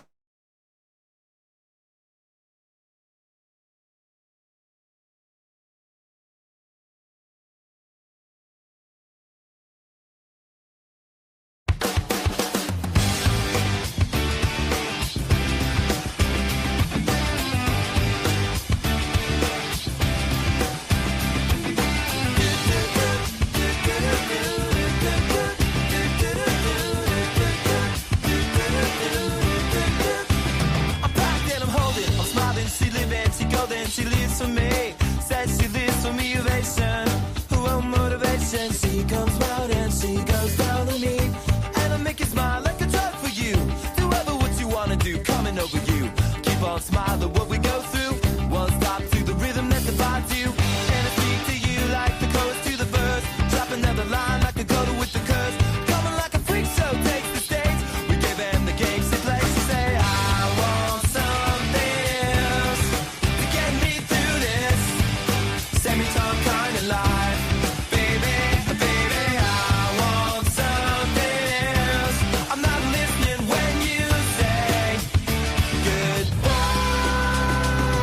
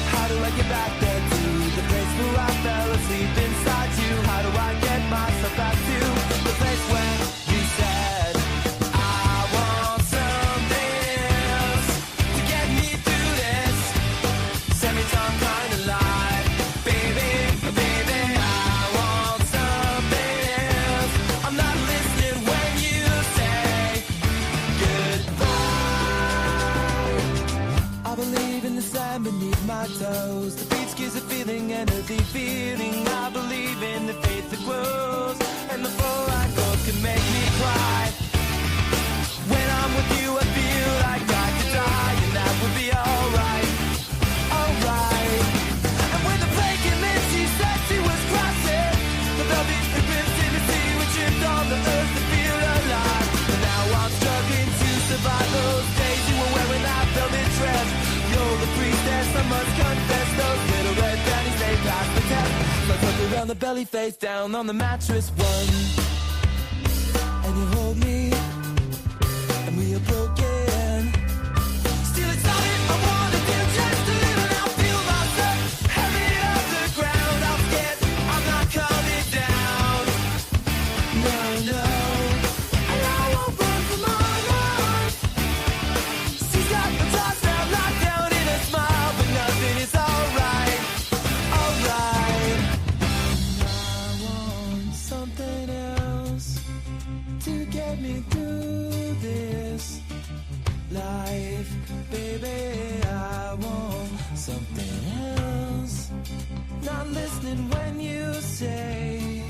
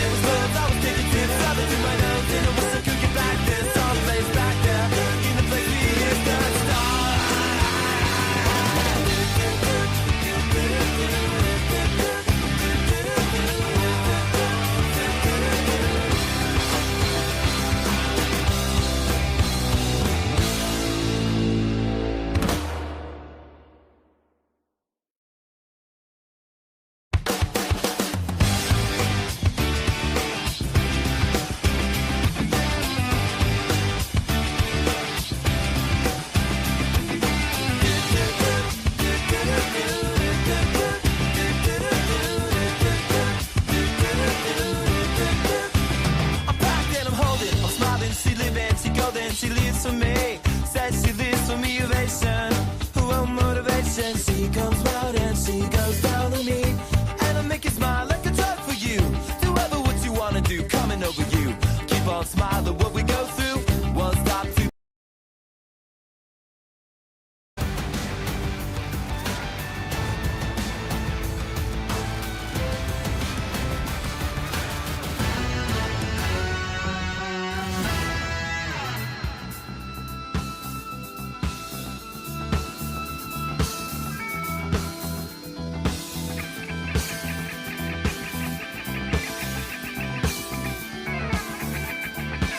The Atlanta Falcons. It's like what my dishwasher sounds like when the silverware falls. Get over it. Let's talk about it. Can we talk about it? Yeah, all you played on this show for the past 3 weeks is trumpets. This guy. I'm sorry that energy and spice is what I prefer on a radio show. Not whatever that was. What was that? Bring on the Night with the Police. We've been talking about it during the whole break, but you don't listen to us. It's like you aren't always in my ears. It's just this screaming. I don't even know what that was. It sounds like one of our rejoins. It sounds like what? There it is. Perfect. This guy complaining. Where's my rejoins, guys? I was not here for 4 days. You heard the rejoins for 4 days. You're okay. Chill. I didn't hear very much audio for 4 days. He goes. I like them to be uplifting. Oh, how the sweet little Betty is, you roll a little candy with me.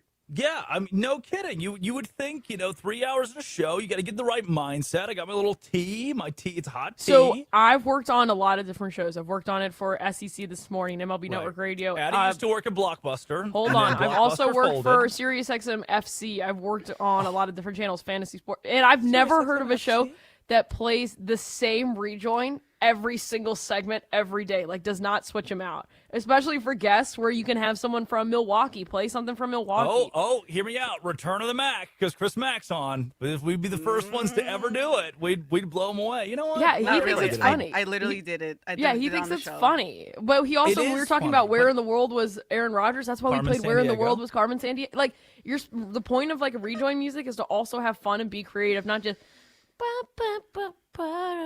That's a good rejoin too.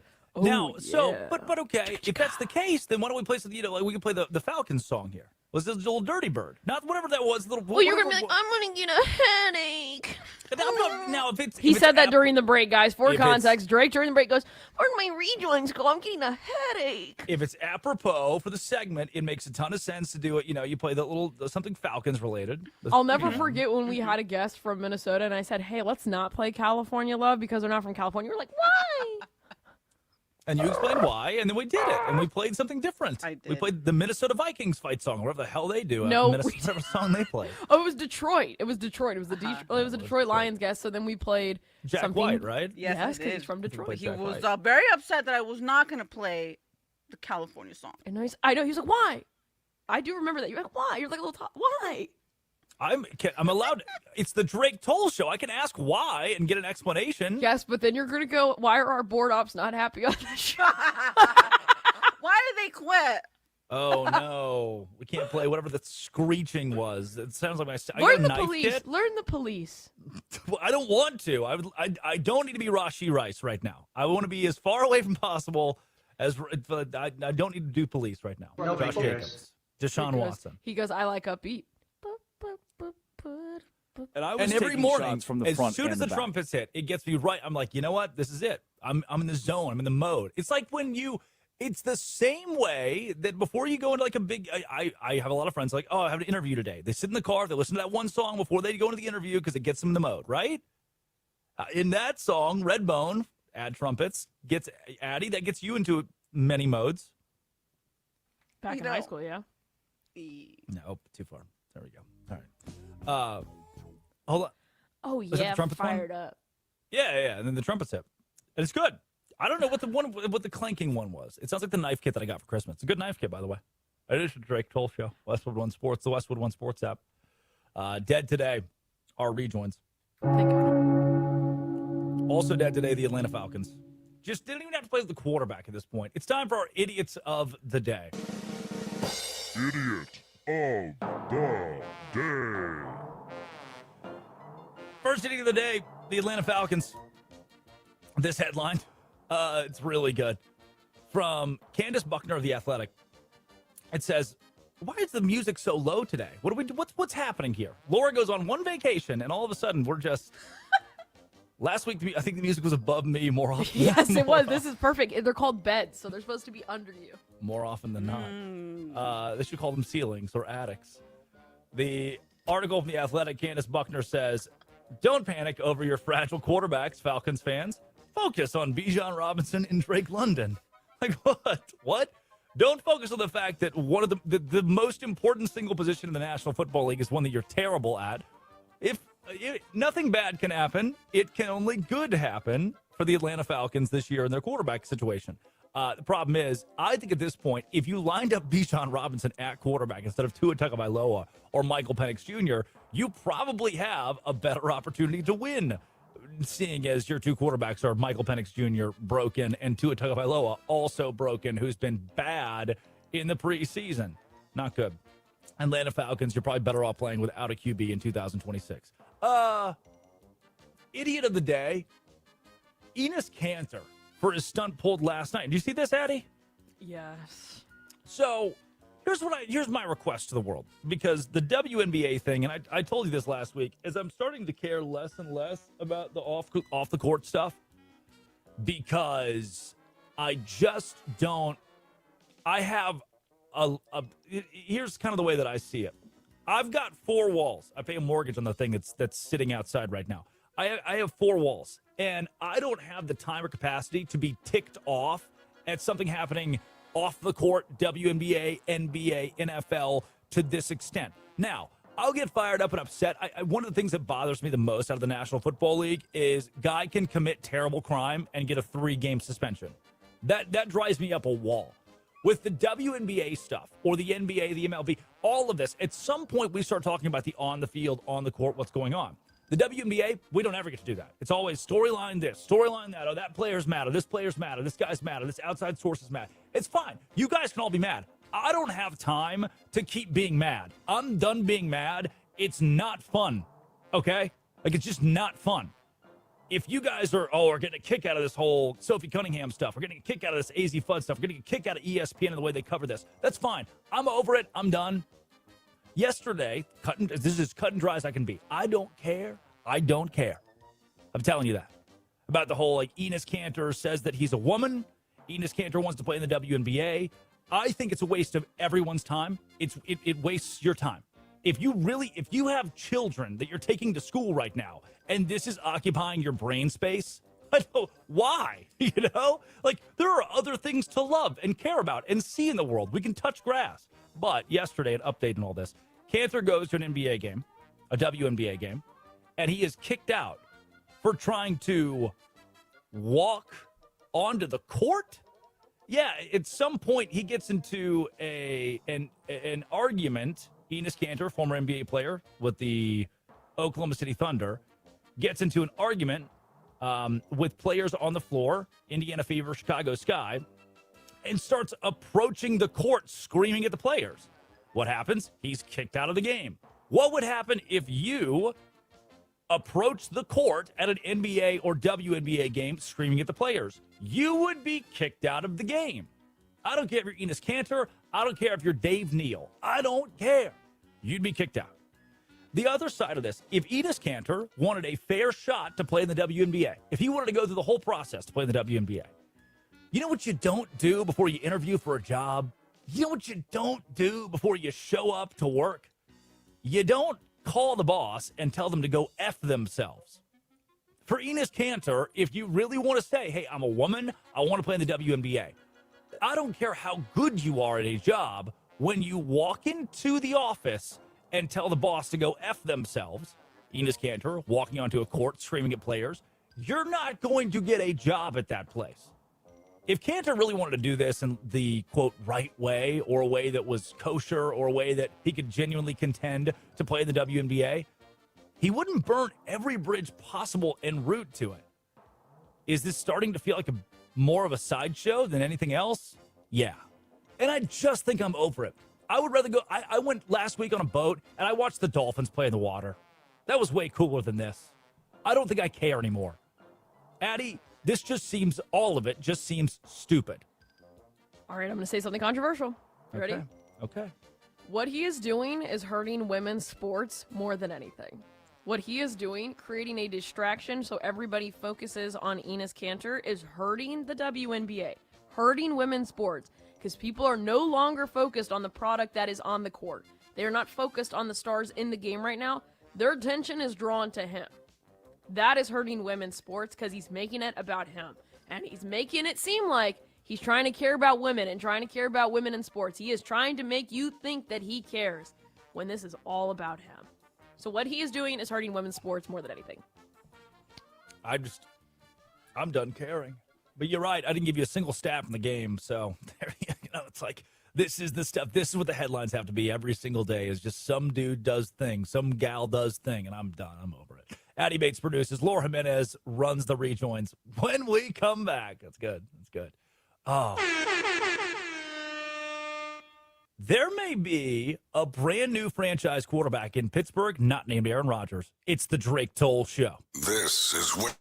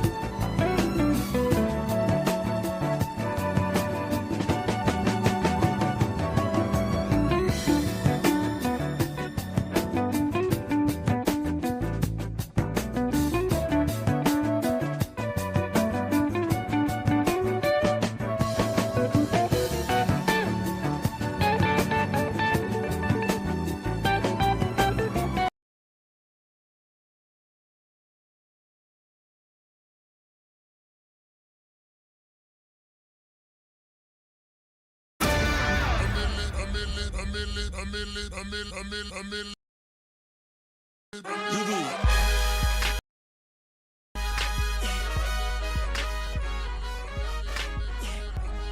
mean, Aaron Rodgers has 1 year left. So what do you do after that, right? You got to figure that. You got to start planning now for the future if you're in Pittsburgh. And so you evaluate all the quarterbacks in the roster, and after the first preseason game, you're like, damn, Drew Aller's pretty good. Oh, shoot. I mean, what if a Will Howard can sneak his way in there? After the first preseason game, you beat the Packers 28-9. I know results don't matter from a preseason game, but Aller looked good. Howard looked fine. Mason Rudolph looked great. The option past Aaron Rodgers is a conversation that begins now in Pittsburgh. And it's a conversation we take right here on the Drake Toll Show. Westwood One Sports, the Westwood One Sports app. And joining us, the Pittsburgh expert, Chris Mack from Y108 Pittsburgh and Westwood One Sports, filling in all week this week on You Better, You Bet. Mack, good morning. Do the Pittsburgh Steelers have their long-term quarterback option on the roster right now? Well, they've got the next one, I would think, unless Baker Mayfield's a free agent next year and interested in coming to Pittsburgh, which is a separate conversation for a different day, Drake, or maybe it's a conversation for this morning. They believe, I think Mike McCarthy wants to believe that their next quarterback is on the roster now. He was brought in for the expressed written purpose of, hey, you've developed quarterbacks in the past. We want you to develop our next franchise quarterback. We've got Will Howard on the roster. Then they go out and draft Drew Aller. So if Mike McCarthy had his way, one of these guys would end up being the next guy. From what we've seen in training camp, what we saw through the first two preseason games, it's hard not to think that Drew Aller would have the inside lane on that right now, because I was at the game on Friday night, and granted, I was sitting in the stands watching the game like an average everyday football fan. Will Howard did not acquit himself well.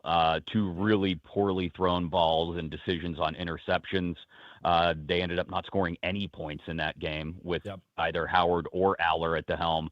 But Aller dealt with about half a dozen drops late in that game with third and fourth stringers running at wide receiver. So right now, the inside lane on the next quarterback in Pittsburgh would be Drew Aller. But, Drake, I also wouldn't be the least bit surprised if they keep all four of these guys, as crazy as that sounds, on the roster going into the regular season. He is Chris Mack, Westwood One Sports, joining the Drake Toll Show. Mack, before we open this up to the rest of the NFL, last thing I've got for you on Pittsburgh, expectations. If you're a Steelers fan, where is that floor this year to say, hey, this was a successful year in Mike McCarthy's first run and Aaron Rodgers' final? I think, similar. The unfortunate part for Steeler fans is this is gonna sound like a broken record, right? Like, 9 wins and a wild card spot maybe, but that feels like, given that McCarthy has started each of his first two tenures as a head coach in Green Bay and Dallas with losing seasons, I think that would probably feel like the absolute floor of what the expectations are. Like, get us 9 wins, so we can put to bed this idea in Pittsburgh that Mike Tomlin was the one who always kept the Steelers afloat and no losing seasons and all that, and squeeze whatever juice is left out of Aaron Rodgers over his final season. The only issue I think that a lot of people see right now after 2 preseason games is that the offensive line, which was supposed to be a relative strength for them, has not been at all. It's been abysmal, especially in the second game. So there's a major concern, I think, among Steeler fans that if that offensive line doesn't get together before the regular season starts, that you're going to have a 42-year-old quarterback who's easily agitated, running for his life and not very happy with the situation, and it could all swirl the drain very quickly and end up in a 6-win season, which, hey, as we've talked about before, some Steeler fans may welcome, because then they'll have an opportunity to draft another quarterback next year. Yeah. He is Chris Mack at the Chris Mack, joining the Drake Toll Show. Westwood One Sports, the Westwood One Sports app. Mack, it is one of the moments of all time. Ashton Jeanty goes down at practice. It's bad. Blows his knee out, torn ACL, leg has to be amputated. Whole team, practice canceled. We all huddle around each other, prayer circle, put the press release out. He may never walk again. and then a couple days later, okay, it just turns out that he sprained his ankle and could be ready as early as week 1 for the Las Vegas Raiders. A whole lot to do about almost nothing here for Ashton Jeanty. I can't pinpoint another example of this recently, at least in sports. Good news in Las Vegas to have Jeanty back despite the show that was his sprained ankle this weekend. Yeah, I think not only is Jeanty probably going to be fine, although we know ankle sprains can linger. Of course. They've also, I don't know if you've noticed it like I have, Drake. Mike Washington Jr. may be a hell of a compliment to Ashton Jeanty in the backfield. They may have themselves a nice little 1-2 punch in the backfield there in Vegas, which really is perfect when you consider the fact that their O-line is not great. While they do have a few weapons at tight end in Bowers and Mayer for Cousins and later Mendoza to throw the pill to, you want to have a good, strong run game to sort of anchor an offense so you don't have to ask your quarterback to do too much, again, regardless of whether it's Cousins or at some point inevitably becomes Mendoza this year. I'm not going to sit here and tell you the Raiders are going to compete for a wild card spot or anything, but I think at the very least, if Jeanty is healthy and Mike Washington Jr. can give them just glimpses of what he's shown them in the preseason, I think they'll be able to survive without putting Mendoza in too much of harm's way. I've said since the very beginning, I know a lot of Raiders fans don't like it, but I've said redshirt Mendoza the entire year. Let him sit, let him hold the tablet, let him wear a ball cap, let him watch all the mistakes that Kirk Cousins makes and learn from them. Because I think what we've seen in his first 2 preseason games, especially this past Thursday night, is he's not quite ready yet. It's going to take a while for Fernando Mendoza to adjust behind being behind an offensive line that, to be quite honest, probably isn't as good as what he played behind at Indiana last year. So, it's going to take him time to learn to process in that quick extra half second that he doesn't have in Vegas right now. So rather than putting him out there and feeding him to the wolves, I'd be much more prone, if I were the Raiders, to letting Mendoza sit as long as possible. So let's say that's the case, and Mendoza sits for all of 2026, he learns, and then he comes back out in 2027. What that would, and I'm kind of reading into this, what that would tell me is that the Raiders likely want to lose this year for more, for their draft stock to increase. Now at this point, their draft picks become more valuable, and they have another opportunity to draft in the top 5, the top 10 next year. If that is the case, I think a guy like Max Crosby, who seems ready to win, ready to compete, it becomes even more likely he's on the trade block or wants out of Las Vegas, which we already know was the case in the offseason, yet he's still here after a trade falls through with Baltimore. If the Raiders are deciding we're going to bench Mendoza for a year, let him redshirt, we're going to lose on purpose for another top caliber draft pick. If that is the case, does that mean Max Crosby is a Dallas Cowboy, or that Max Crosby is an LA Ram? Let's just super team their asses at this point. Yeah. I mean, Dallas makes a ton of sense at the trade deadline if they can't get their pass rush together before then, right? Because this is the year, we've heard it a ton, that the Cowboys went out and worked on their defense, and we know they can score 30 points a game with the talent on offense, with Dak and CD and Pickens. That's what they're capable of. If they can just, they're the NFC version of the Bengals, Drake. If they can just have a middle of the road defense, it doesn't even have to be good. It just has to be middle of the road, and their offense can carry them to a large extent.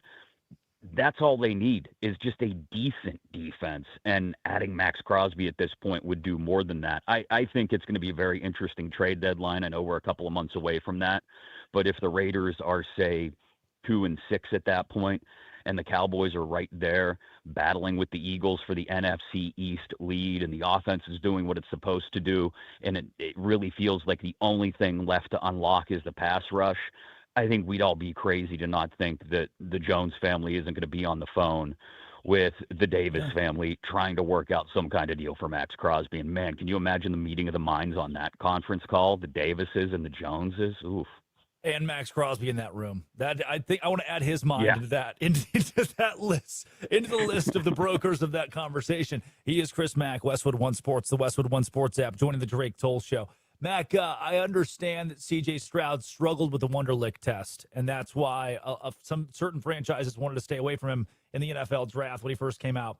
But I think that he's been overtaken for possibly the dumbest boy alive by Deshaun Watson, who went on a tirade against his city, franchise, and the like this weekend after a dismal preseason performance. Number one, how is Deshaun Watson still in Cleveland at this point and not cut? Number two, how is he about to be named the starting quarterback of the Cleveland Browns? Well, I mean, the reason he's still there, we all know, Drake, is because the contract is just unwieldy to cut loose at this point. Yeah. And I think that's probably what was forcing the Browns to put him in pole position for that starting quarterback job going into the preseason. I will be very curious to see what Todd Monken has to say at 12:45 this afternoon, because he said yesterday that, Deshaun's comments about being booed at home won't have anything to do with who they end up choosing as the starting quarterback. I would not be shocked at this point, Drake, if Todd Monken, and maybe we get word from, Adam Schefter or somebody else, Ian Rappaport, before 12:45, if Todd Monken stands up there and tells us that Shedeur Sanders is going to be their guy week one, because Shedeur has looked the more calm and poised quarterback between the two. 8 for 8 on the opening drive Saturday against Buffalo, including a touchdown pass. Between the two of them, he's the only one who's thrown a touchdown pass in their 2 preseason games. Deshaun's spiking balls into the ground, getting mad that he's getting booed. And I think the Browns may finally see the writing on the wall. The one thing Jimmy Haslam is, while he's not a very good owner of a professional football franchise, is he is a listener of the people. He hears what everyone has to say. He's got rabbit ears. And so if the fans, and he's finally realized, Jimmy Haslam, that the fans are all the way out on Deshaun Watson, he may finally realize that it's time to go with Shedeur Sanders. And at the very least, even if Shedeur doesn't play well and they go 5-12, then you set yourself up to know what you're doing in next year's draft. If you don't play Sanders until halfway through the year, and then you're still not quite sure what you have, you go into next year's draft still not knowing, it would just be classic Cleveland Browns mismanagement at that point. So I wonder if there was a moment this weekend, and maybe it was Deshaun Watson not being able to read the room and whining about being booed, where Jimmy Haslam turned to Andrew Berry and Todd Monken and said, listen, guys, I think it's time to finally cut the cord on this. And maybe that only means that Watson lingers on the bench as a backup in case something happens to Sanders. God knows it wouldn't be the first time the Browns have made their quarterback situation any messier.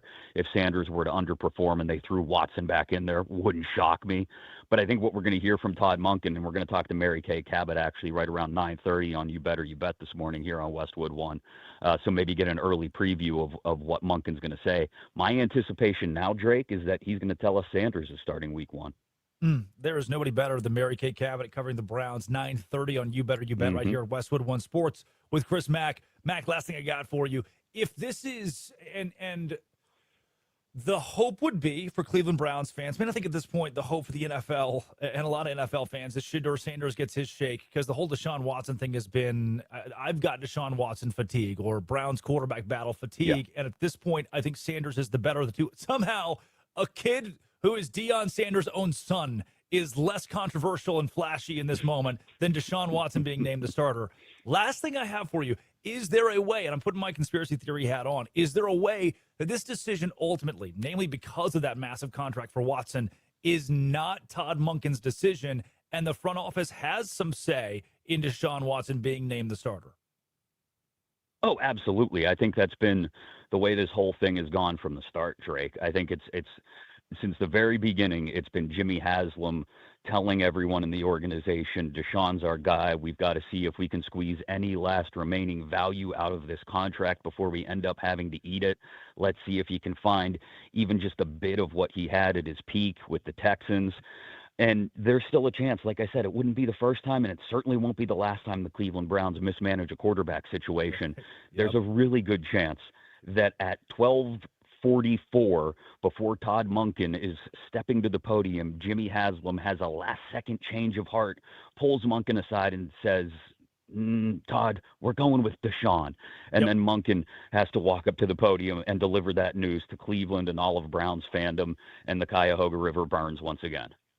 I think that's exactly. I foresee that's what's going to happen today at 12:45. And Deshaun Watson at the instruction of the front office and also I don't think that Cleveland brought in Todd Monken to be a Super Bowl contending coach and the long-term answer. Hell, Harbaugh lost his job over keeping Monken in Baltimore, and now this guy's got to be a head coach in the National Football League. Some guys are brought in to lose. Monken might just be one of those in Cleveland. He is Chris Mack at the Chris Mack on Twitter. You can follow him and listen to him in 40 minutes on You Better, You Bet, filling in this week. Mac, excited to listen to the show. Excited you're having Mary Kay Cabot on with her coverage of the Cleveland Browns. And thanks for your time again this morning. Love it as always, Drake. Thanks, man. That is Chris Mack. Again, at the Chris Mack. You can give him a follow. Follow all of his coverage, namely of the Pittsburgh Steelers, living in Pittsburgh, working at Y108 Pittsburgh as well. Deshaun Watson went on a tirade against the Cleveland Browns this weekend. Deshaun Watson went on a tirade against Cleveland Browns fans this weekend. That guy, at 12:45 today, is going to be named the starting quarterback of the Cleveland Browns. How did we get here? And how devastating is this for the world's worst franchise? That's up next. It's Westwood One Sports and the Westwood One Sports app. This is the Drake Toll Show. Thursday may be the last time this year we see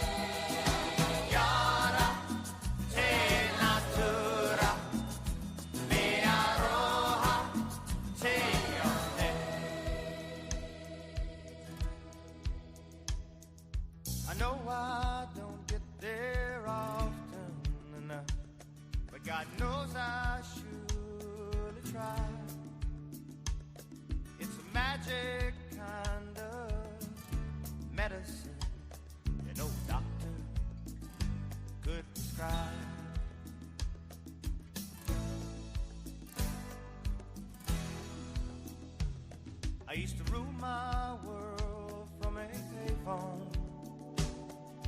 Ships out on the sea. But now times are rough, and I got too much stuff. Can't explain life's of me. But there's this one particular harbor, so far but yet so near, where I see the days as they fade away, finally disappear.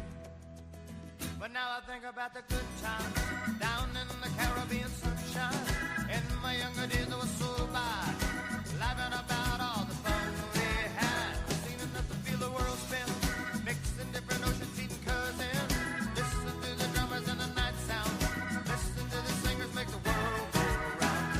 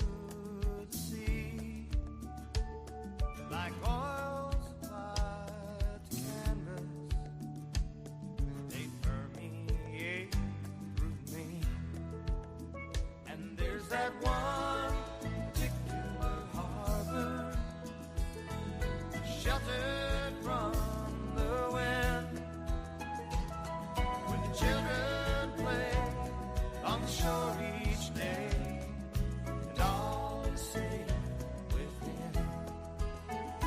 Most mysterious calling harbor, so far but yet so near. I can see the day when my hair's full gray and I finally disappear. Yara te natura mi aroha te ane. Yara te natura mi aroha te ane.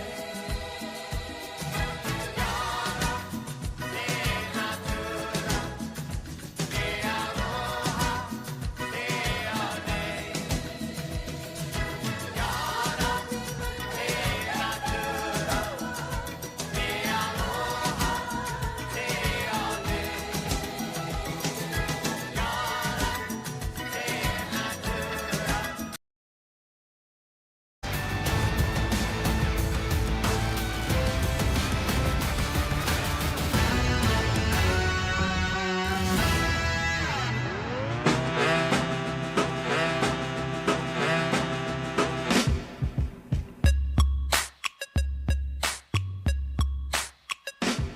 Imagine you show up to your job. Oh, And as soon as you walk into your job, you walk in and you're like, Daryl, you're fat. Sarah, accounting, ugly. Hey, boss, good to see you. Yeah? Yeah, you're poor. You're broke. You're broke. You got a gambling problem, huh? You know what would happen if you did that? You would be fired. Sure, Daryl's put on some weight. Yeah, look, Sarah, with the glasses, she could use contacts. And you know what? Your boss has a gambling problem. Don't we all? It's 2026. It's right in your face. But you're gonna get fired at that point, right? Deshaun Watson, at the end of his preseason game this weekend, walked to the podium and said, Daryl, you're fat. Sarah, you're ugly. Boss Hog, you're broke. With his $75,000 wristband and $45,000 watch and $85,000 earrings. Standing at a podium saying, I don't like when they're mean. The fans are always so mean to me, and it's too personal. It's not even. You know what? Why am I quoting Deshaun Watson? When I can just play the audio. Laura Jimenez runs the board. Deshaun Watson said he feels disrespected and has nothing to do with the field. I think you guys know too, and I think the whole world knows. It has nothing to do about the performance. It's a little bit personal than that. So I think it's a disrespectful thing. It has nothing to do about the performance. Could you just play it again? I cannot believe it. I think you guys know too, and I think the whole world knows. It has nothing to do about the performance. It's a little bit personal than that. So I think it's a disrespectful thing. It's a little bit personal than that. It has nothing to do about performance. Write that down. Quote, Deshaun Watson. Do you understand? What I'm about to tell you is real. This isn't a lie. This is real. Deshaun Watson, in a preseason game at home, went 5 for 12, 36 yards. That is 3 yards per pass attempt. That'd be bad if he was a damn running back. He went 5 for 12, 36 yards, and an interception. His rating was 14.6. Shedeur Sanders, this weekend, by the way, his rating was 87.1. Deshaun's was 14.6. And then he went to the podium after the game was over and said, y'all already know that everyone's mad at me, and it's not about how I played. Do you know what happens if you go, 6 months at your job and underperform, 6 months at your job, don't meet expectations, 6 months at your job, and you land one sale as a salesman, you get fired. Then you go to the podium and be like, y'all already know, Ain't about me. Ain't about my performance. What are you talking about? Are you referencing the time that over 24 women approached the law saying, hey, this guy sexually assaulted me? And then after that, in the wake of that, the NFL suspended you 11 games and fined you $5 million. Addie Bates produces the Drake Toll Show. Good morning, Addie. How are you?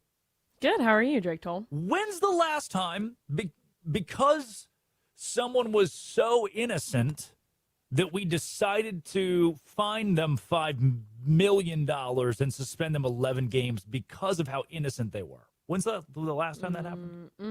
I can't really recall. No. You're right. Yeah, here's the deal. I believe in you. If you really think hard, you can come up with. Come on, it's tip of your tongue. Come on. You got it. Just Deshaun Watson. That's it. Deshaun Watson? Yeah. Okay. He was so innocent that we suspended him 11 games. And I thought, I honestly, we could have given him more. Deshaun Watson wants you to believe that after a 5 for 12, 36-yard performance with an interception where he just handed the ball to the Bills defense, that it's not about the play on the field. Worst guy at sport says it's not about being bad at sport. More at 10. Actually, more right now from Deshaun Watson. Here's what he had to say on this is the same fan base that booed me when I got hurt, Deshaun. Last time I played on this field, I tore my Achilles. And that same fan base, they cheered when I got hurt. So does that have to do with, what does that have to do with anything about performance? When a person get hurt, especially for your own city, and they cheer. Hold on, Deshaun. What do you mean your own city? You don't represent Cleveland. I just shouldn't throw that out there, big champ. And Cleveland is just, they're not necessarily rooting for the guy to get hurt. They're rooting for him to not be in Cleveland, to be as far away as humanly possible. Deshaun Watson should be in prison, and it only has to do with his performance on the football field. That's my take is Deshaun Watson should never play football again, much less for the Cleveland Browns. They should cut him. And he goes on a tirade post-game about his tenure in Cleveland, and the fans hate him and he doesn't like it. He mentioned playing all 17 games on the road. Do you know what it would be like? Joe Burrow has gotten the pulse of Cincinnati, right? Since taking them to the Super Bowl. Or Matt Stafford in Los Angeles has become such a staple of the Rams. Or even a Justin Herbert in Los Angeles. A Trevor Lawrence. If that guy came to the podium and said, I hate this city, I want to play 17 games on the road, you know how shell-shocked we would be, how bad that would be? Deshaun Watson just did that. That's how bad we've gotten in Cleveland. Addie, can I give you perspective on how we got here, by the way? Mm-hmm. So, Deshaun Watson is a great quarterback in Houston. May or may not have done some off-the-field stuff. We'll get to that in a second. But he's a great quarterback. 4,500-yard passer one of those years, and has worked his way into being a franchise guy. Houston decides we'll trade him away to the Cleveland Browns for first-round draft picks in 2022, 23, 24. A fourth-round pick in 2022, a third-round pick in 2023, a fourth-round pick in 2024. 5 draft picks. By the way, I'm talking Cleveland Browns draft picks. These are like top 5 year in, year out. These are valuable.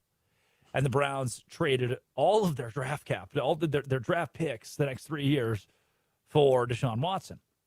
He walks into Cleveland. And now the franchise has been hamstrung on their ability to build up cheap, young supporting cast. Nope, it's too late. You don't have those draft picks anymore. You got to build around Deshaun Watson with what you got. They bring him in with a trade, and you know what they do from there? They sign him to a 5-year, $230 million, fully guaranteed contract, first of its kind in the NFL. It's Deshaun Watson, man. Nothing can go wrong. Everything went wrong. From there, the deal had locked the franchise into financial constraints, dead cap liabilities. Massive percentage of your payroll is gone. And that guy's barely played. Addie, before he took a snap for the team, in comes sexual misconduct controversy, 11-game suspension, $5 million fine. And the team wasted the front end of his massive contract. From there, listen to this. Here's why they're booing you. When Watson was on the field, he's been bad. He started 19 games through the last 4 seasons. You know Drake May? You ever heard of Drake May? You know this guy? Oh, yeah, I'm familiar with the name. Sam Darnold, maybe. Those guys started more games than that last year alone. Deshaun Watson has started 19 games in 4 years for Cleveland. He's been bad. 2023, rotator cuff. 2024, Achilles. 2025, same damn Achilles. He's no longer an NFL caliber athlete. And then, when healthy, he's putting together 5 for 13, 5 for 12 performances and has become a rupture between the locker room, the fan base, the organization. To the point that when Todd Monken walks in as the head coach of the Browns, when he walked to the podium this weekend, Monken was like, I'm done with this BS. I'm not doing this anymore. I'm going to tell it how it is. Here's what Monken had to say specifically. Todd, is it okay how Deshaun Watson has looked this preseason and offseason? No, it's not. I mean, the business we are in is a performance-based business. I mean, it is what it is. When we expect a service, we're going to be disappointed when we don't get that service. If you go to a restaurant and your soup comes out and it's cold, you're going to be pissed. Okay, that's just the way it is. If you order from the grocery store and they deliver it and 6 of your eggs are broken, you're going to be pissed. Okay, so I get it. That's what we're in. I mean, that's why we're paid what we are. I mean, to perform at a high level. And when we don't, then that's the repercussions of it. We've run to this smoke. This is the job we've chosen. So this is part of it. Hey, Deshaun, you've got a public job where you make $230 million. You come to the podium, you pull your pants down and show your butt to the world. And your head coach gets up there and is like, what the hell is this guy going on about? Even your head coach is like, no. If you're a delivery driver, got broken eggs, we're going to be mad. If you're an accountant and you commit fraud, we're going to be mad. If you're a football player and you can't play football, we're going to be mad. How do you show up and say it's the fans' fault, the city's fault, I'm done, let's play on the road? And that guy, here's why we're talking about it today. That guy is about to be named the starting quarterback of the Cleveland Browns at 12:45 because the owner, Jimmy Haslam, is going to grab Todd Monken by the crotch and say, Todd, you get on that podium and you tell them the man we're paying $230 million to suck is about to start at quarterback. Yes, he just won a tirade against the city. Yes, Shedeur Sanders is young and has more promise. But I want Deshaun Watson because I was the idiot who gave him the money, and you got to start him at quarterback. And at 12:45, when Monken gets to the podium, after he told you at his own podium this weekend that Deshaun Watson should get over it, he's going to be forced by the ownership of this franchise to start Watson at quarterback and continue to embarrass an entire city. That's about to happen today. That's a problem. The big part about this is how out of touch Deshaun Watson is. As he's giving this press conference, he's sitting there adjusting, his expensive earrings, everything. Oh, this city hates me. This city all hates me and wants a pity party. And it's ridiculous. It's not even about the off-the-field stuff, which was horrible. The on-the-field stuff, it kind of reminds me of when the Angels in baseball signed Anthony Rendon to that atrocious contract, and he either sucked or he didn't play. There's literally a tracker of the last time he played a game, and that's kind of what it is like for Deshaun Watson. The sports are very forgiving when you do some crazy off-the-field stuff. There's a reason why Aroldis Chapman is playing. Josh Jacobs is literally at practice as we speak. But Deshaun Watson is also bad on the field. That's what it comes down to. If you eliminate everything else, you're just not good. And yes, the city is going to be pissed because this franchise is atrocious. They haven't been good in a long time. And when you haven't been good, cities are going to get pissed. You're going to get mad. You're like, this sucks. Why am I watching this team? I get it. I was a Saints fan, and I still am for a very long time when they were bad. I'm an Astros fan. I remember the Disastros, the Lastros, and that sucked. I got mad because they weren't investing and they were just kind of giving up. That's what it is like for Cleveland fans. So to say that they're booing you because you got hurt, I don't think that's why. I genuinely don't. Maybe that's a reach. You know what? That's a great point, as you just brought up other people who have either hit women or been accused of sexual assault that still play to this day, that are still just out. Hell, the Hall of Famer Adrian Beltre has gone to bat for Wander Franco, who was diddling a 14-year-old. And Adrian was like, come on, man, let him play. Like, what? Stuff what are you happens. talking about? What are you talking about? We've had here are the examples that I can think of off the top of my head. Kobe Bryant, here's what we know. Criminal case Accuser refuses to testify. Civil lawsuit is settled by Kobe Bryant out of court. He continues playing in the NBA. Ben Roethlisberger. People forget about the Ben Roethlisberger one. He was not charged criminally, but the NFL suspended him for a sexual assault case in 2010 for 4 games. Innocent people don't typically get suspended by the National Football League. We've seen guys settle sexual assault cases out of court.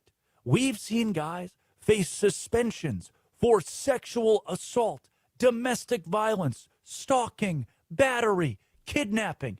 We have people murder people and still play pro sports. That's happened before. So, Deshaun, for you to say, it's personal, man. They don't like me anymore. They're being mean. It's personal. It's not even about my play. It's about your play. Hey, it's Drake Toll here. Drake Toll Show, Westwood One Sports. It's about how bad you are at football. If you were throwing for 5,000 yards every year, we wouldn't care. By and large, great athlete does bad thing. We just stop caring after a while. There's a reason Michael Jordan couldn't play basketball for a couple years in the mid-'90s, and it wasn't kosher. Need a couple years off. No, you don't. No, you don't. We forgive these things if you're good at sports. The problem for you, Deshaun Watson, you're not good at sports. And the bigger problem is your head coach. Can we go back to Todd Monken here real quick? Monken also said no one likes getting booed in the case of Deshaun Watson here. Here's what, again, this is the head coach of the Browns this weekend after Watson had gone on his tirade. Hey, how's it feel to get booed? I mean, it's a pretty easy question. It sucks. I don't want to get booed. It comes with the territory. You don't want to get booed? Let's play good football. Let's play good at quarterback. Let's play good on offense. Let's play good as a team. That is Todd Monken talking about the quarterback that he's going to start. He's about to name that guy the starting quarterback. Hey, you don't want to get booed? Play better, idiot. And now because the Browns threw away $230 million on a 4-year deal for Deshaun Watson on one of the worst deals in NFL history, because they threw that money away, Jimmy Haslam, the owner, the front office of the Browns, who made that terrible decision, they're going to force Todd. You just heard Chris Mack say it. He just joined our show. Said there's a non-zero chance that when the 12:45 press conference starts, right before that, the owner grabs Monken by the arm and says, Todd, you get up there, you tell him it's Deshaun Watson. This is not the coach's decision. The franchise is in disarray because of the ownership and because Cleveland, it has not been a sustainable biome for football life in decades, if ever. Congratulations to the new starting quarterback of the Cleveland Browns, Deshaun Watson. Clip this. We can go right back. We'll open the show with it tomorrow because he's going to be announced the starter. It's going to happen, and it's an embarrassment to the National Football League. What's your cat's name again? Sinatra. How many women has Sinatra allegedly assaulted? None. Okay. Well, I mean, we could start with. I thought you were calling on her because she's next to me snoring right now, and I can hear it. And I was like, oh no. Can't play quarterback for the Browns. Can't do that. That's one other being, one other sentient biotic thing that we've eliminated. Addie Bates produces. Laura Jimenez runs the board. It's my soapbox for the day. This NFL player will start at tight end for LSU when they play their season opener in 10 days. That's up next. It's Westwood One Sports, the Westwood One Sports app, 310-840-4910. This is the Drake Toll Show.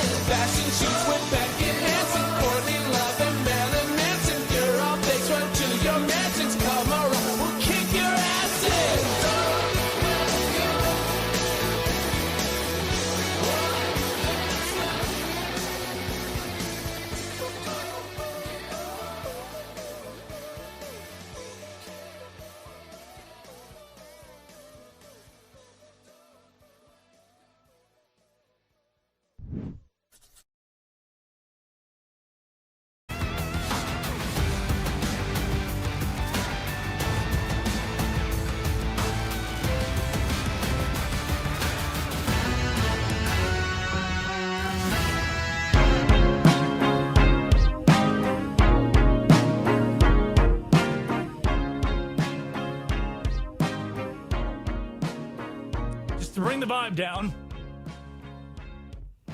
in reference to the Cleveland Browns and in reference to college football being dead today. Loved hearing the click there. Really good stuff. Thank you. I wish I knew. Wish I knew you wanted me. Where's Roy? Anybody seen Roy? Where did Roy go? Now you want him.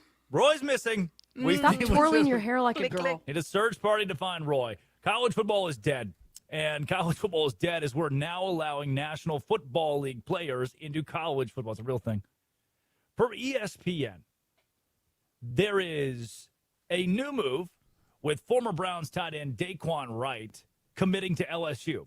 You heard that correctly. Former Cleveland Browns tight end Daquan Wright is committing to Lane Kiffin and LSU. Because you know Lane Kiffin, the guy who does all the things. He's a good guy. Lane Kiffin, he's a nice guy, right? It's Lane Kiffin. He does things the right way. Well, except for the Snapchatting college girls and he really does like college girls, but it's platonic, right? Just likes college girls a lot. He's co-parenting with his ex-wife now, and he did leave Tennessee after the 6-6 season to go to USC. The whole Al Davis deal, and the projector, and the Lane Kiffin, actually kind of notable bad guy in college football, has signed a Browns tight end to play at LSU. Wright will make the move to Baton Rouge and will play on this new injunction from a judge, 5-5. You can play 5 years college ball, five seasons in 5 years. It's like, I want to go do that right now. So the dude who's been training in the National Football League, who's been wearing the jersey since football ended 9 months ago, is going back to college football? Dan Lanning. He's the head coach of the Oregon Ducks, one of the power brokers, one of the voices of the sport, is fed up. He's done, and I can see why. Dan, this can't keep happening. I mean, I think there's a lot of negatives that are involved around this. One, once you go to the NFL, to me, you're in the NFL. You don't get the opportunity to come back. Two, most of us have built our rosters, and you have a limited roster limit now. So if you invited somebody back to your team, that means you're kicking somebody else off your team, right, to match your roster limits. I don't think that's fair to the players that worked all summer, all spring, and put themselves in position to be ready to work for a team, to have somebody come back. But ultimately, it used to be once you had an agent, or once you went and did the combine, or once you went to all those things qualified as you are no longer an amateur, you're a professional now once you declared for the draft. So to let any of those players come back, fair or unfair to them, it's unfair to the sport. And I think it's unfair to the players that are on current teams, for those guys to be coming back. Right? Doesn't that make sense? Once you would think that I could look at any red-blooded American, any reasonable person, stare them straight in the eyes and say, once you're in the NFL, you can't play college football. Did you hear that? Once you're in the NFL, you can't play college football. 100% of us should agree on that. Who's doing this? What judge in Louisiana? What judge in Alabama? What member of the NCAA? What college football player? What NFL coach? What NFL player has the power and jurisdiction to allow Daquan Wright to go from the Browns to LSU? Todd Monken is the head coach of the Browns. Said he was kind of confused when Lane Kiffin called. He's kind of confused on why this Daquan Wright kid has been so hurt, banged up. He's like, I don't know what this guy keeps acting hurt over here. What are you acting hurt about? Oh, maybe he wasn't hurt. Maybe he was just getting ready to make the jump from the NFL to college. Here's his former NFL head coach, Todd Monken. Crazy. I don't even know what to say. As far as I know, he's had a medical issue that wasn't allowing him to practice. That's a medical issue. It's nothing to do with me, and then he was cleared, so we dressed him just in case we had to have him. But when you don't rep, it's hard to put him on the field. JT was out there, so we didn't want to get Blake hurt, and he's only been with us a week, and we had a number of things where Browns hurt Browns, and which to the naked eye you won't see, but we had a number of things that way when you're putting in guys that haven't really been there, and some of that's true, and some of it, isn't good enough from us as coaches once they go out there. But, I don't know what to say. I wondered why Lane Kiffin reached out a week ago. Now I know. I didn't know. Now I know. I didn't call him back. Now I guess I should have. Lane Kiffin was calling Todd Monken to take his players. Lane Kiffin was calling an NFL head coach to steal his players. That's what you bring to the table today at the water cooler. Do you know there are the highest paid rookie quarterback in the NFL is going to be Fernando Mendoza, $10.5 million.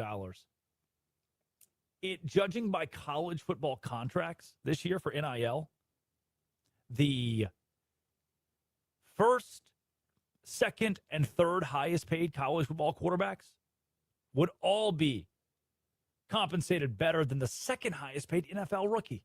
Darian Mensah, Dante Moore, Trinidad Chambliss will all make more money than Ty Simpson, who's a member of the Rams and was drafted 13th overall. Stay in college as long as you can, kids. Leave the NFL to go back. It's the Drake Toll Show on Westwood One Sports and the Westwood One Sports app. Addie, what's going on with Scotty Scheffler? I believe he is suffering from hand, foot, and mouth disease. Do you know what that's caused by? Can you give me? I'm not sure what hand, foot, and mouth is. I know about its MD name. Could you give that to me, please? Hand, foot, and mouth disease is a contagious viral illness typically caused by a Coxsackie virus. It's time for Music Monday. Addie Bates has 5 songs, 5 seconds of each song. I've got to guess the song and the artist. Laura, Addie, are you ready? I'm ready, and I've heard that this has been a little difficult, so I've made it a lot easier this week. We met at a truck stop, Johnson City, Tennessee. I know I'm being used. Sheets of empty canvas. If someone said 3 years from now, you'd be long gone. No need to brag now. Hey, put the mask down. We living fast now. Finally. Wow, was that rap? I think it's the first rap song we've ever had on here. Well, you just don't seem like the type of guy who listens to rap. Coxsackie virus. All right, song number 1. We met at a truck stop, Johnson City, Tennessee. A little modern day Bonnie and Clyde, Travis Tritt. Finally. Thank there you. go. Song 2. I know I'm being used.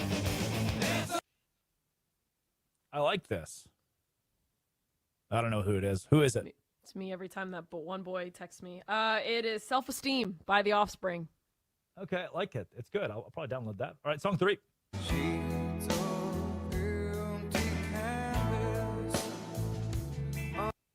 Recognizable voice, Cody Johnson. That's Eddie Vedder of Pearl Jam. No way. No way. that clip sounded just like. Can you play it again?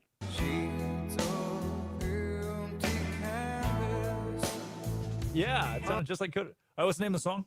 Black. Okay, Black. All right, song 4. If someone said 3 years from now, you'd be long gone. Pink. Yes. What's the song? Who knew? Who knew? My mom loves that song. Shout out to April. Song 4. No need to brag now. No need to put the mask down. We living fast now. Finally. Young Thug. Lil Uzi Vert. Oh my gosh, I sang this at karaoke last week. Stir Fry by Migos. Stir Fry by Migos. We're making up songs and we're making up artists. You don't know who Migos is? You don't remember when that came out when we were in high school? One of them got shot. I do know that. R.I.P. Take off. To the Migo. Take off. More like landing. Oh, hey. Addie Bates produces. Laura Jimenez runs the board. That is Music Monday. I got 3 points out of 10. Not good. Me and Deshaun Watson. Deshaun Watson's completion percentage right there. To Colin Jones, Armin Williams, Bruce Gilbert, and Ryan McGuire. Thank you for a job. You better, you bet. Nick Costos. It's Chris Mack filling in this week. All your local programming is coming up. Westwood One Sports, Westwood One Sports app. This is the Drake Toll Show. This is Westwood